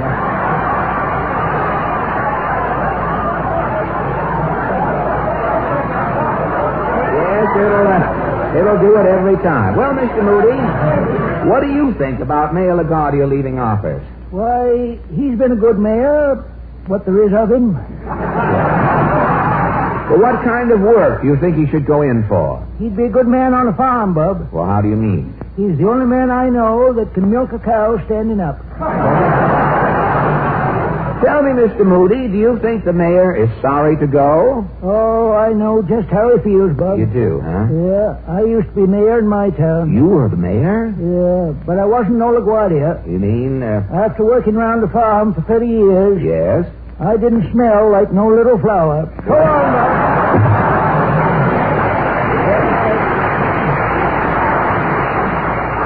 It's too bad Mr. Moody isn't sheriff. He could pinch himself and see if he's awake. Well, let's see what happens at this next house. No? Ah, Mrs. Nussbaum. Tell me, Mrs. Nussbaum, how do you feel about Mayor LaGuardia retiring from City Hall? I'm writing about Mayor LaGuardia a farewell poem. A farewell poem. How does your ode to the mayor go? I'm reciting it. Fine. The time is coming, Fiorello, to saying goodbye to you. For 12 long years in office, progress was your goal. But there is yet a housing shortage, and the subway's still in the hole. On your radio program Sundays, you were in a fighting mood, cracking down on gamblers and bookies, shouting, "Patience, report at you." You explained to us the OPA, told us bargains to get by Macy, gave recipes for pasta fazool. You also read Dick Tracy. The City Hall you are leaving. To you our hats we doff. Goodbye, dear Mayor LaGuardia. Good luck and mazel tov. And as the sun slowly sinks behind our beloved mayor, we say adieu to City Hall and turn to the 5 DeMarco sisters. The girls accompanied by Maestro Al Goodman and his sanitation...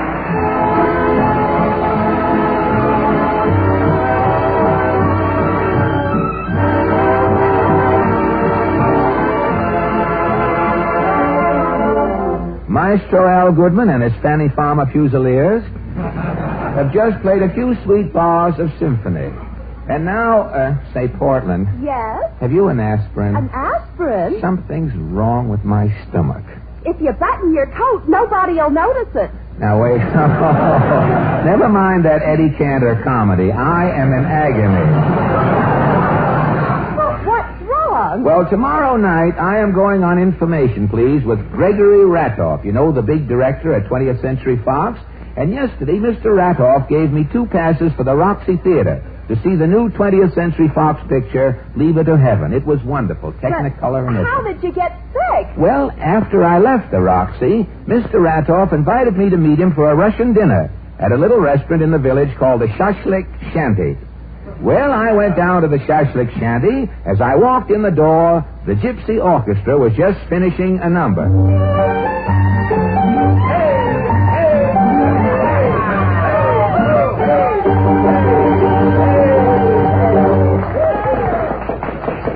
They had a noisy clientele at the shanty.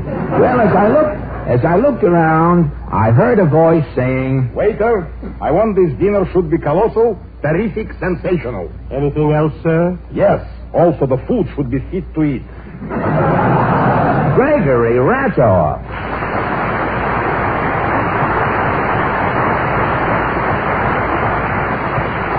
Say, you look excited, Gregory. I am just ordering the dinner. And how I'm looking forward to it, Gregory. Fred, have you ever eaten a Russian meal? Plenty of food, huh? A Russian banquet is like a 6-day bicycle race, only with stomachs. Well, what happens? Well, before the dinner starts, we drink a toast to the chef. Fine. Then we are drinking a toast to each individual guest. I see. Next, a toast to all of the friends of the guests who are not there at the banquet. That's a nice gesture. Then we drink a toast to the friends of the friends who are not there. Say, this sounds like a testimonial dinner to W.C. Fields. How many more toasts are there? Well, we drink a toast to all of the toasts we have drunk. And then the banquet begins. You start with the food, eh? Yeah. First, you are getting the zakuska. In English, this is hors d'oeuvres. Caviar? Caviar is for the waiters. Oh, I see. Yeah, the guests are having pickled mushrooms, pickled smelts, pickled cabbage, pickled herring, pickled pancakes, pickled eggs, and pickled kumquats. Pickled kumquats, huh? Well, after all those toasts, the guest must be pickled, too. Tell me, what comes next? All kind of soups.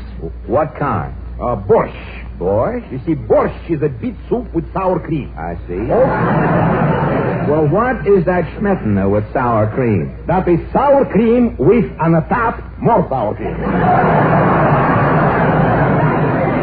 Well, fine. Tell me, do you have fish with a Russian dinner? First, they are serving you 2 big cucumbers. This must be. It's a tradition. You have to have 2 big cucumbers, eh? Well, why? Well, for fish, you are getting on the plate a live sturgeon. A live sturgeon? Yeah. You are beating the sturgeon to death with the 2 cucumbers. This is some dinner. Well, for the next course, the meat, you are standing up. You're standing up? Well, what is the meat course? Baked polar bear in the jacket. Polar bear in the jacket, huh? And you say you have to stand? Well, the bear is served reading up on his hind legs with kidney beans. Well, don't tell me that each diner gets an individual polar bear. Oh, no. It is 4 people to a bear. Oh, 4 people to a bear. Yeah, you start with the bare feet and you're reaching up as far as you can reach. A short guest is out of luck, then. Well, it's better to be tall. You are reaching farther up on the bear. Well, what comes with the bear, Gregory? Oh, all kinds of side dishes, wheel omelets, boiled potatoes with raspberry jam, raw eggplant, walrus and casserole, penguin gratin, pot roast stuffed with meatballs, and buckwheat cakes with plenty of corn syrup. This ends the meal? Oh, no. After this, you're having a dessert. Oh, dessert? Well, what is dessert? A loaf of pumpernickel floating lazily in a heaping bowl of honey. Yum, yum. Well, on the top of the pumpernickel is a big gob of whipped cream. Oh, that's fine. Well, this you are washing down with a piping hot glass of tea. Say, a Russian dinner must be wonderful, Gregory. What are we having here at the shashlik shanty tonight? Ham and eggs. Ham and eggs? Yeah, that Russian food ruins my stomach. I'm always taking Alka-Seltzer. Oh, really? How do people in Russia know about Alka-Seltzer? Lend-Lease. Oh, Lend-Lease. Well, you and I are going to be on Information Please tomorrow night. Greg, I wonder what questions they'll ask us. Who knows? I hope it is something about Russia and the Big Three. Well, Russia is certainly progressing. They're copying American mass production methods, automobiles, ice boxes. Russia is behind the times in only one thing, the radio. You mean they have no radio programs over there like ours? When I go to Russia, I would like to take some American programs with me. Say, that's a great idea. American radio should be a novelty in Russia. Say, how about the Smiling Irishman? Do you think the Smiling Irishman would suffer in the translation? Suffer in the translation? Well, in Russia, you might have to call him the Snickering Siberian, the Chuckling Caucasian, or the Jolly Georgian. But here's a commercial, Gregory. Let's see how the Smiling Irishman would sound in Moscow.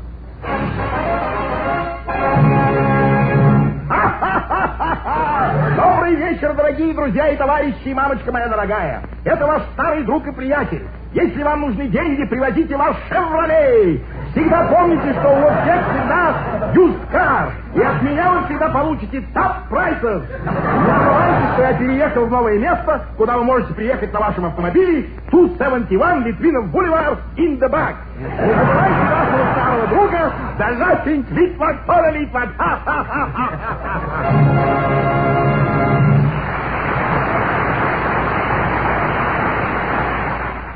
Tell me, what other type program do you think they might like in Russia? News commentators. You know, the Russians are crazy about the gossip. Well, for gossip, there's only one guy. Now, here's how he might sound in Russia.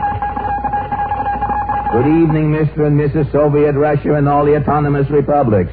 This is your Moscow correspondent, Voldovich Winchelkovich. Let's go to press.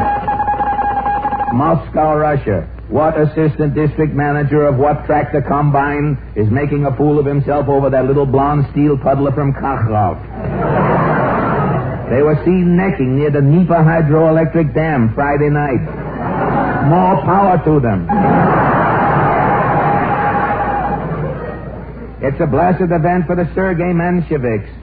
She is the former Miss Collective Farms for 1937. He is the crossword puzzle editor and financial advisor of Pravda. An orchid plant superintendent S. Karnofsky. He is responsible for this month's sensational 30% rise in the production of balalaika picks. This is the same Karnofsky who only last year won the Shostakovich Award for his outstanding work on trombone valve. And now to answer the mail as the time allows. Nikolai Petrovich, 327 Potemkin Plaza, Smolensk. So are you, comrade. Well, that's all for tonight, Tavarachi. This is Mrs. Winchelkovich's boy, Voldovich, saying, be proud you are a Russian. Because when you are a Russian, you are a Russian. Well, that should keep Moscow up to date, Gregory. You know, I wonder if that was the same little steel puzzler from Kharkov who went to the Dnieper Dam with me in 1912. Oh, no, it couldn't be. Should be 85 years old now. Oh, man. Well, Gregory, can you think of any other American programs the Russian folks would go for? Yes, Fred. Serials. Cereals? You really think they'd like serial programs over there? With all that suffering and tragedy, they will go crazy for the serial, Fred. Really? A true Russian is never so happy as when he's unhappy. Well, all right, Gregory. Now, here is how a Russian serial might sound.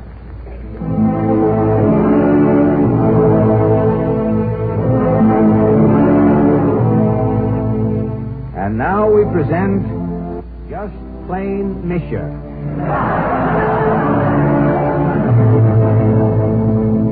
When we left Just Plain Misha yesterday, he was in a sorry plight. He had 24 hours to decide whether he should marry Masha Krasotkin, the poor little gypsy girl who saved his life when his threshing machine bundled him into a bale of hay. Or marry wealthy Sonia Gromkin, daughter of Commissar Gromkin. Life with Masha will be poverty, black bread and skimmed milk. Life with Sonia will be luxury, seltzer water, anchovies, and rich food. It is hard to choose. Today we find Just Plain Misha at the door of Masha Krasotkin's hut. Misha knocks. Masha opens the door. Misha! Masha! Come in, Misha. Спасибо, Masha. The family is all here waiting, Misha. Waiting for what, Masha? The inevitable. In Russia, what else is there to wait for? Yeah, only the inevitable. Ничего, Misha. Ничего, Masha. Oh. Who is mourning, Masha? Grandpa Boris, the old one. His leg is in the fire. Why doesn't he move? Why doesn't he move? Why should he move? He lives here. True, Misha. True, Masha. Grandpa Boris is mourning again. His other leg is in the fire. He is cremating himself. At least he is warm. Leave him. You have plenty of trouble, Masha. Trouble, Misha. There is no food. The mice are eating each other. A man just looked out of the oven. It is Uncle Igor. We are having him for dinner. Everything is trouble, Misha. I have more trouble for you, Masha. More trouble, Misha? Yes, Masha. Our wedding is off. I am going to marry Sonia. Well, life is a pill. You swallow it. Drink a glass of tea, Misha. I am drinking, Masha. Now you are having trouble, Misha. Trouble, Masha? The tea is poison, Misha. A black year on you, Masha. You are angry, Misha? Serving me poison tea I could overlook. Da, Misha? But this is Russia. When you serve tea without lemon, you should drop dead. I will. She did. Goodbye, Bublichki, and I'll miss you, Masha.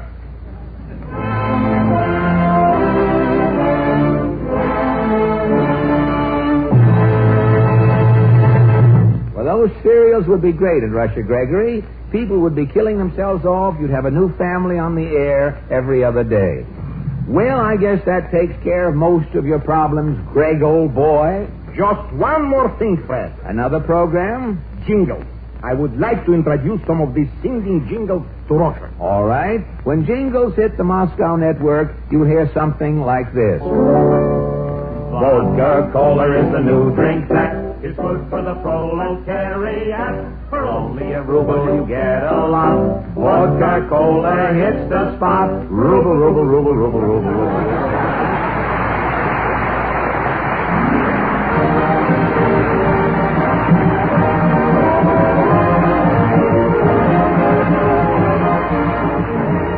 Fred Allen will be back again next week. And now we take you to the Cafe Zanzibar for the music of... In the January issue of Cosmopolitan magazine, ladies and gentlemen, the so-called star of this program was selected as the Cosmopolite of the month. He's been called about everything else, but this month he's a Cosmopolite. And here he is, Fred Allen. Thank you.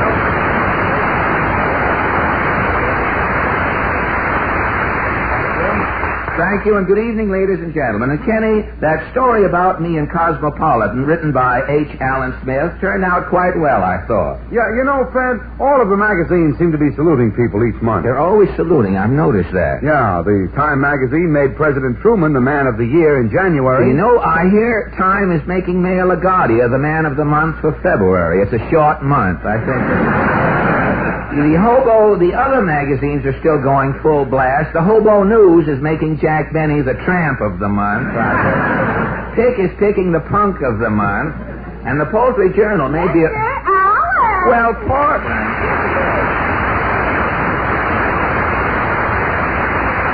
Do you want to cut in, Portland? Kenny and I are talking about magazines saluting different people. Has anyone in your family ever been honored by a magazine? Well, last year, the Police Gazette chose Mama as Miss Patrol Wagon for 1945. Miss Patrol Wagon, huh? Is that... I'll laugh at it. At least you got me. Is that a camp stool you have with you there? It's for Mama. She's standing in line. Standing in line for what? Mama doesn't know whether she's going to see the picture at the Roxy, get a ticket for Florida, or end up with a pair of nylons. She doesn't know? Mama just saw a long line and got in it. Oh, well, that's the trouble with the country today, Portland. Half of the people are standing in line to buy things. The other half is standing in line picketing. But aren't you...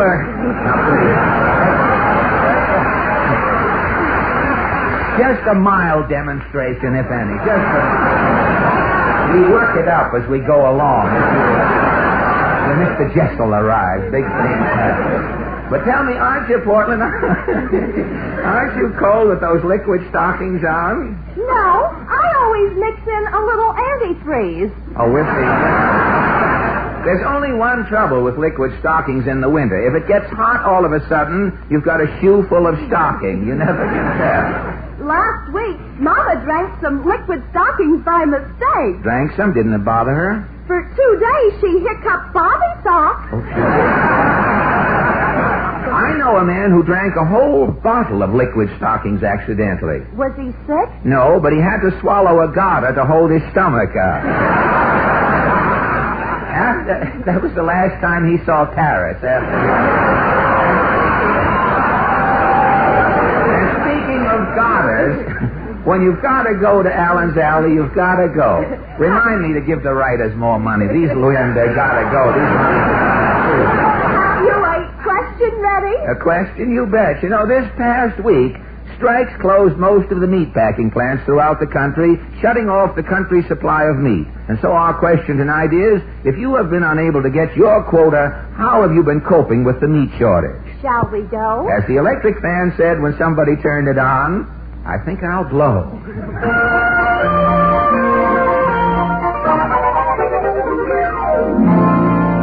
Well, here we are back in Allen's Alley, Portland. I guess the senator's home all right. His bullwhip is coiled up on the front step there. Somebody now. Now look, Senator. Claghorn's the name, Senator Claghorn. I know your name. You're from the South. I'm a ding-dong daddy from Dallas. You're a... Yeah, on the radio.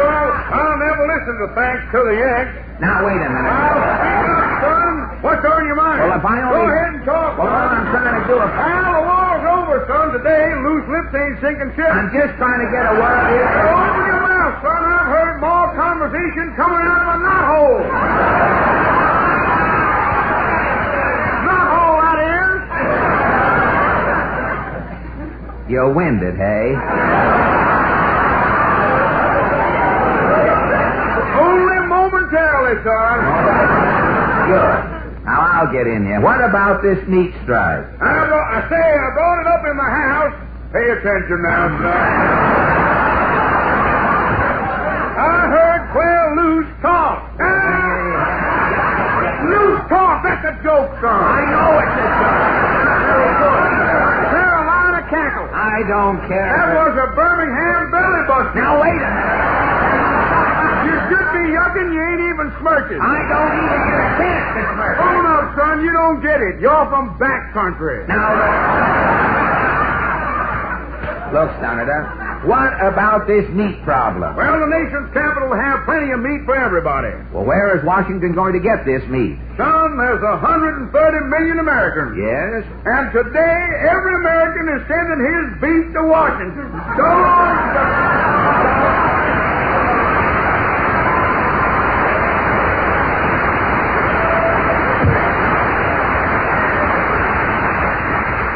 Well, the senator has a head like a pot roast. It brings back happy memories. Well, I hope Titus Moody is still up tonight. Now, let's see. Howdy, Bob. Your exhaust is working well, Mr. Moody. You feel all right? You look a little shaky. Boy, was I stiff last night. Drinking? No. Somebody put starch in my bathwater. You have a bathtub in the house? No.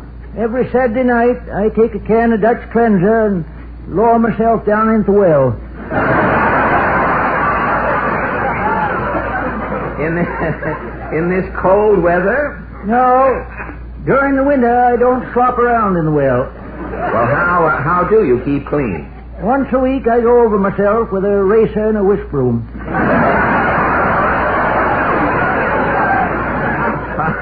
Well, how about the meat shortage? Oh, that don't bother me none. I'm a vegetarian. Well, haven't you ever tasted meat? Only once. That cured me. What happened? About 20 years ago, a city fella come around selling rabbits. And you bought one? Yeah. He gave me the rinky-dink. The old R.D., hey? Yeah. Well, how do you mean? He was dishonest. Dishonest, huh? Yeah, looked like a rabbit, cooked like a rabbit, tasted like a rabbit. What makes you think it wasn't? Well, for 2 weeks after I ate the rabbit... Yes? Every time I smelled catnip, I turned a somersault. So long, Doc.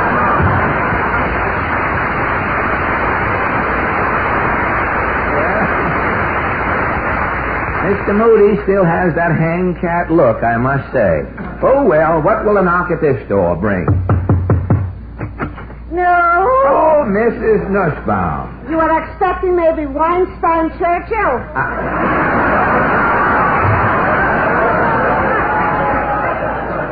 Tell me, Mrs. N., has the meat strike bothered you? I am in a dilemma. Dilemma?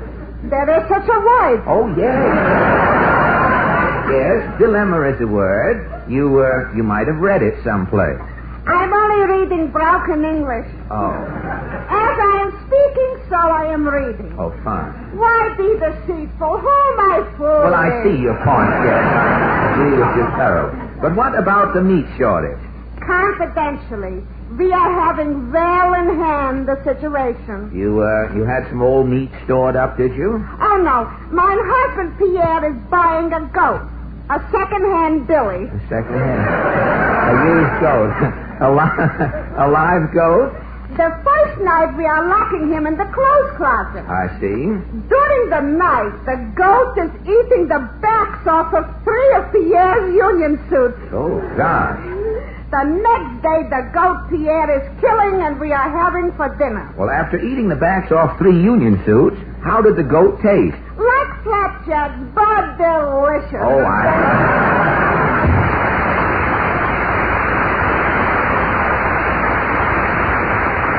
And that brings us to the little vine-covered shanty at the end of the alley. A knock here should certainly start something.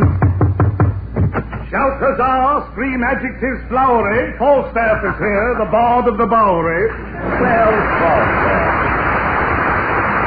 Something tells me that you have new poems for us tonight. Oh, indubitably. Have you heard? When they pinched Uncle Charlie, his excuse was a honey. He claimed he was in the bank just feeling the money. No, I haven't heard that. Or, the jukebox was playing I'm Confessing as she lured me into the delicatessen. No. No. How about this? Mother, please don't point father at me. He may be loaded again. Now, wait a minute. Please. Tonight we are simply discussing the meat strike. Precisely why I am here. I would box some doggerel. Well, what is your meat poem called? Joy reigns supreme in the stockyards. Uh-huh. How does it go? Joy reigns supreme in the stockyards. When the meat strike was called through the nation, the cattle doomed to die in their pens gave the news tremendous ovation. A little ram frisked with his ewe. A Holstein kissed one of the steers. A big shaggy heifer danced round like a zephyr. A brindle cow mooed out 3 cheers. Yes, joy reigns supreme in the stockyards. Chicago's ne'er seen such a sight. A jubilant ox jumped up on a box and yelled, "Ah, there's good news tonight."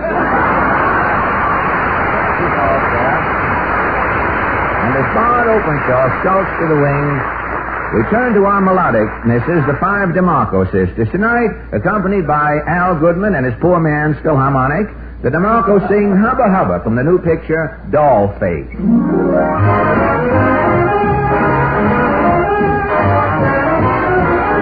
Hubba, hubba, hubba, hello, Jack.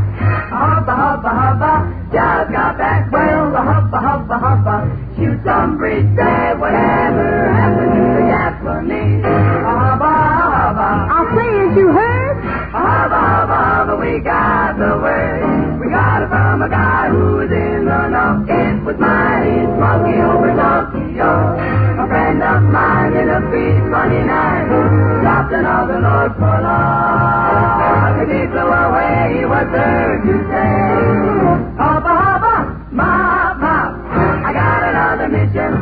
That's okay. And with a confirmation, well, I'll just say, hubba, hubba, hubba, be on your way. And I'll take you later in the USA.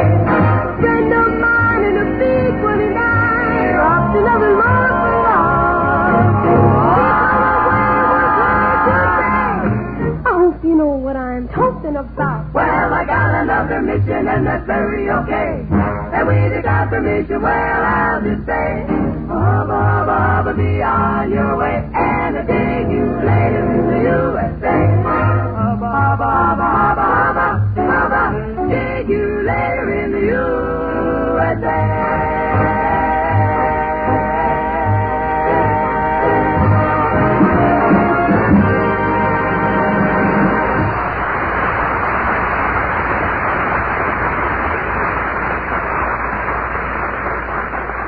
And now, a helpful hint about the family table. Whatever concerns the family table is important to us all, and here's a good example. I'll bet you can all bake good biscuits, ladies. Tender, light, fluffy, mouth-melting. And here's a spread just made to go on these super biscuits of yours. Bluebonnet margarine. For Bluebonnet gives you flavor, nutrition, economy, all 3. Bluebonnet has a delicious flavor, fresh, delicate country sweet. You'll say no spread at any price ever gave you more delicious eating. Bluebonnet gives you proved nutrition, too. It's rich in food energy, rich in vitamin A. As for economy, you'll find Bluebonnet saves you real money. Why, it costs so little you can spread it on twice as thick. And remember, Bluebonnet margarine is a product of the makers of Fleischmann's yeast, a name that down through the years has always stood for quality. Be sure to ask your grocer for Bluebonnet tomorrow. Remember the letters FNE for flavor, nutrition, economy. Bluebonnet margarine gives all three: flavor, nutrition, economy.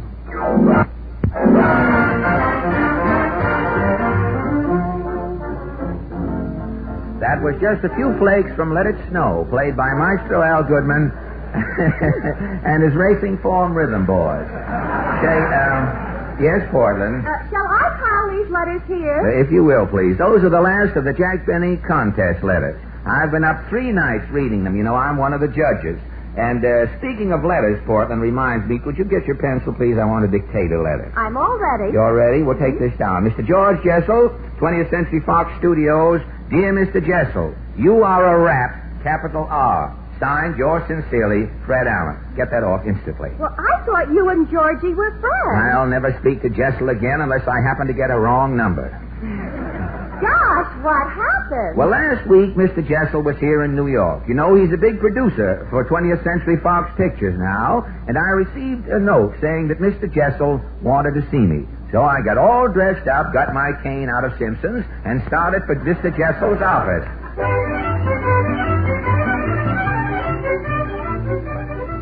When I arrived at the 20th Century Fox building, I found Mr. Jessel's office a big nylon door, and I knocked on the door. Come in, come in. Georgie Jessel.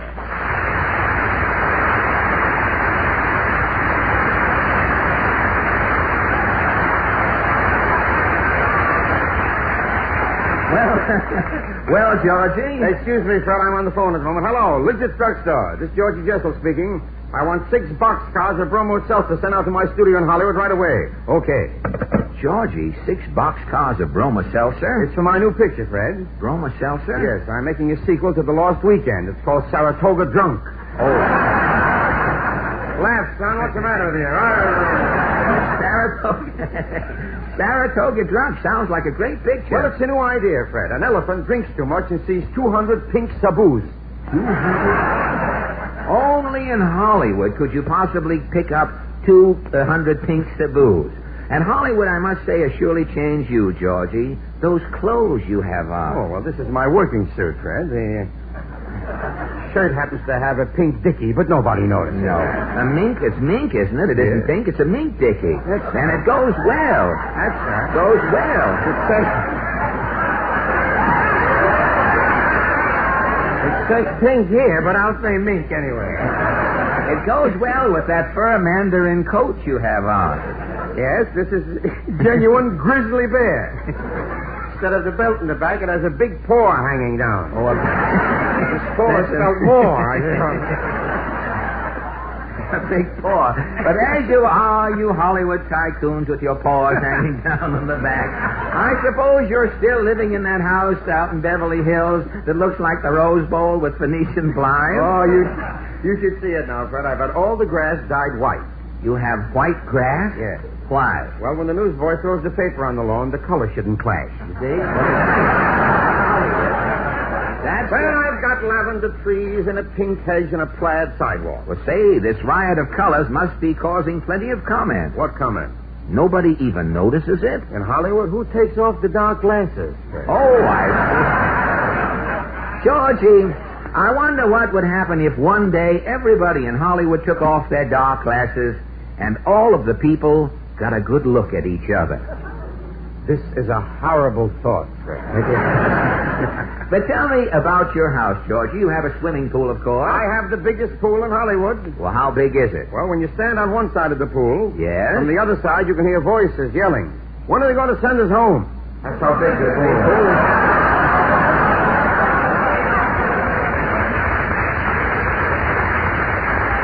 Well, you're a great success, Georgie. I saw your last picture of the Dolly Sisters. It was swell. Well, what I did for the Dolly Sisters, Fred, I can do for you. As a matter of fact, that's why I sent for you. Really? I want to produce the story of your life. The story of my life? Yes. It'll be bigger than Darryl Zanuck's Leave It to Heaven. I had to get it in. But Georgie, I know they have a big whip out there when you leave on the plane. But, Georgie, what actor could you possibly get to play my life? Don Amici? No, Amici's tied up. Really? You know, with the telephone situation. He's sorry he started the whole thing off.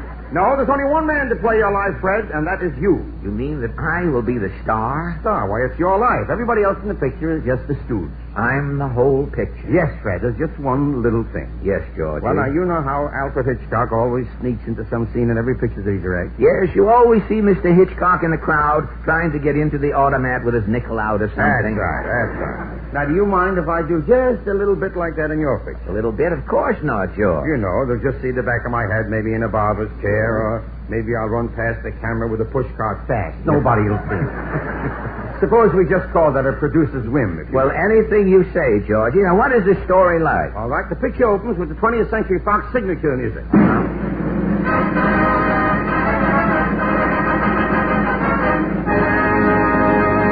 George Jessel presents The Life of Fred Allen, starring Fred Allen.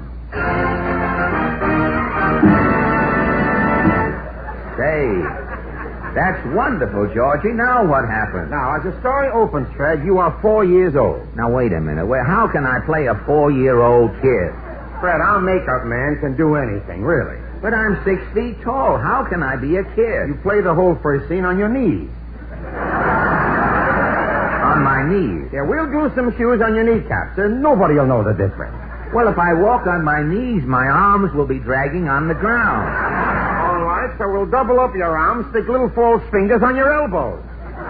Well, after I'm made up, what do I do in the picture? Well, the story opens in Illinois. Now, you see, Fred... Wait a minute, Georgie. I was born in Boston in Massachusetts. I know that, Fred, but we have an old Illinois set left on the lot from another picture. What picture? Home in Indiana. Home in Indiana. Now, Fred, if you're going to question every little you're the detail. producer, Georgie. Go on. All right. The picture opens. It is morning.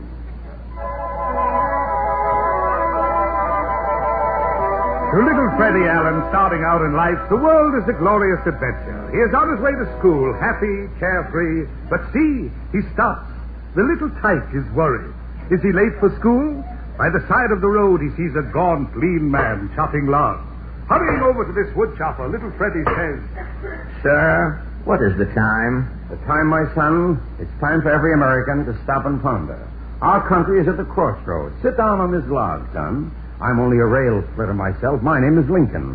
Abe Lincoln. Now, wait a minute. I wrote a talk, but I'm going to make it history. My boy, I'd like you to hear it and tell me what you think of it. Sit down on the log, and I'll read it for you. Look, now, wait. 70 years ago, our fathers brought forth on this continent a new nation. Now, look, conceived in liberty and dedicated to the proposition. Now, wait a minute. Now, stop the music. Stop the music. Now, what's the matter, Fred? What's wrong? What's wrong? Yeah. This is supposed to be the life of Fred Allen. It starts out the whole thing is Abraham Lincoln. Now, Fred, who is sitting there on the log listening to Abraham Lincoln? You.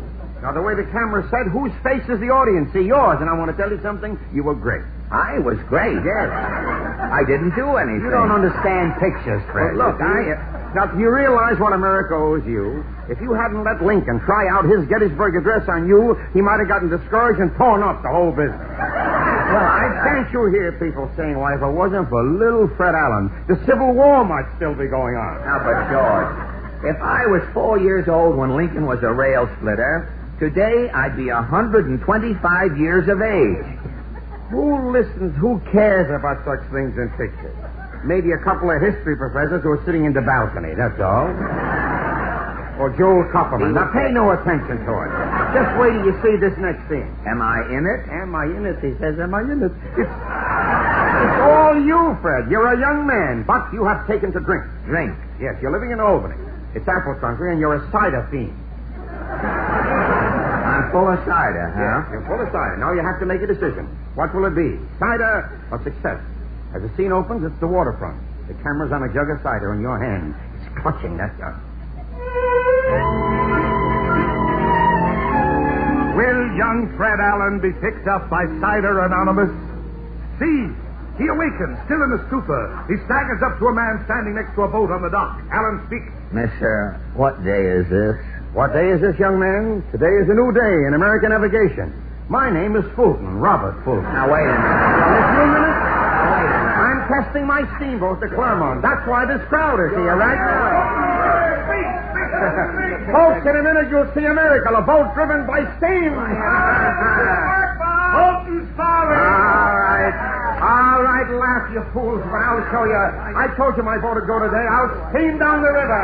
Steam's up, Mr. Fulton, steam's up. All right, cast those ropes and start the engine. Watch my steam.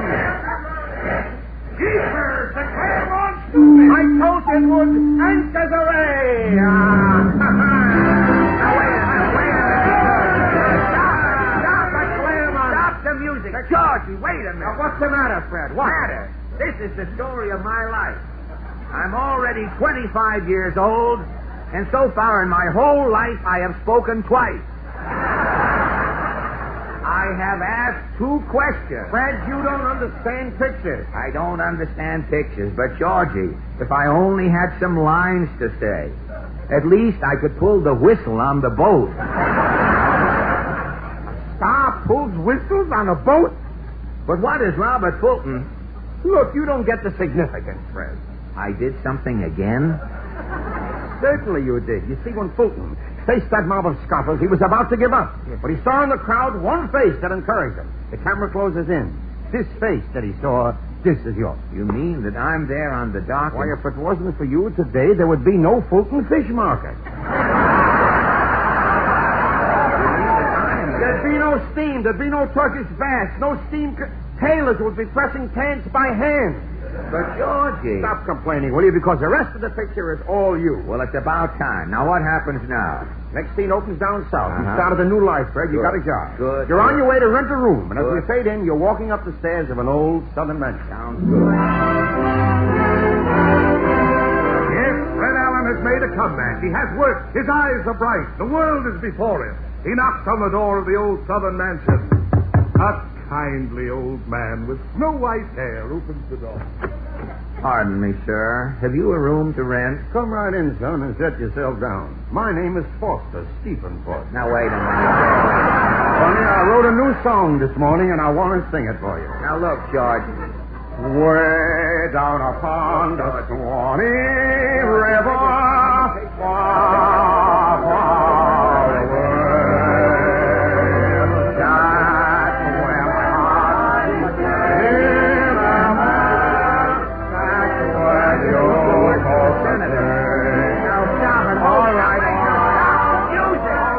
Music.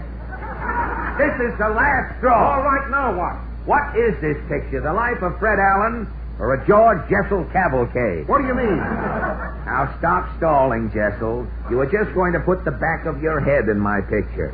Now first the picture, you're Lincoln, then you're Fulton, now you're Stephen Foster. When do you show up as Florence Nightingale? Who showed you the script? Never mind that. How does the picture end? How does the picture end? Every picture fades out with a kiss. Don't tell me you're a contortionist and you kiss yourself. Now listen, Fred Allen, I'm the producer. And listen, George Jessel, I'm the star. If this is the life of Fred Allen, I won't stand for it. All right, I'll tell you what to do. Drop dead and it'll make your life a 2 real short. Fine, well, I'll do that. Make an appointment.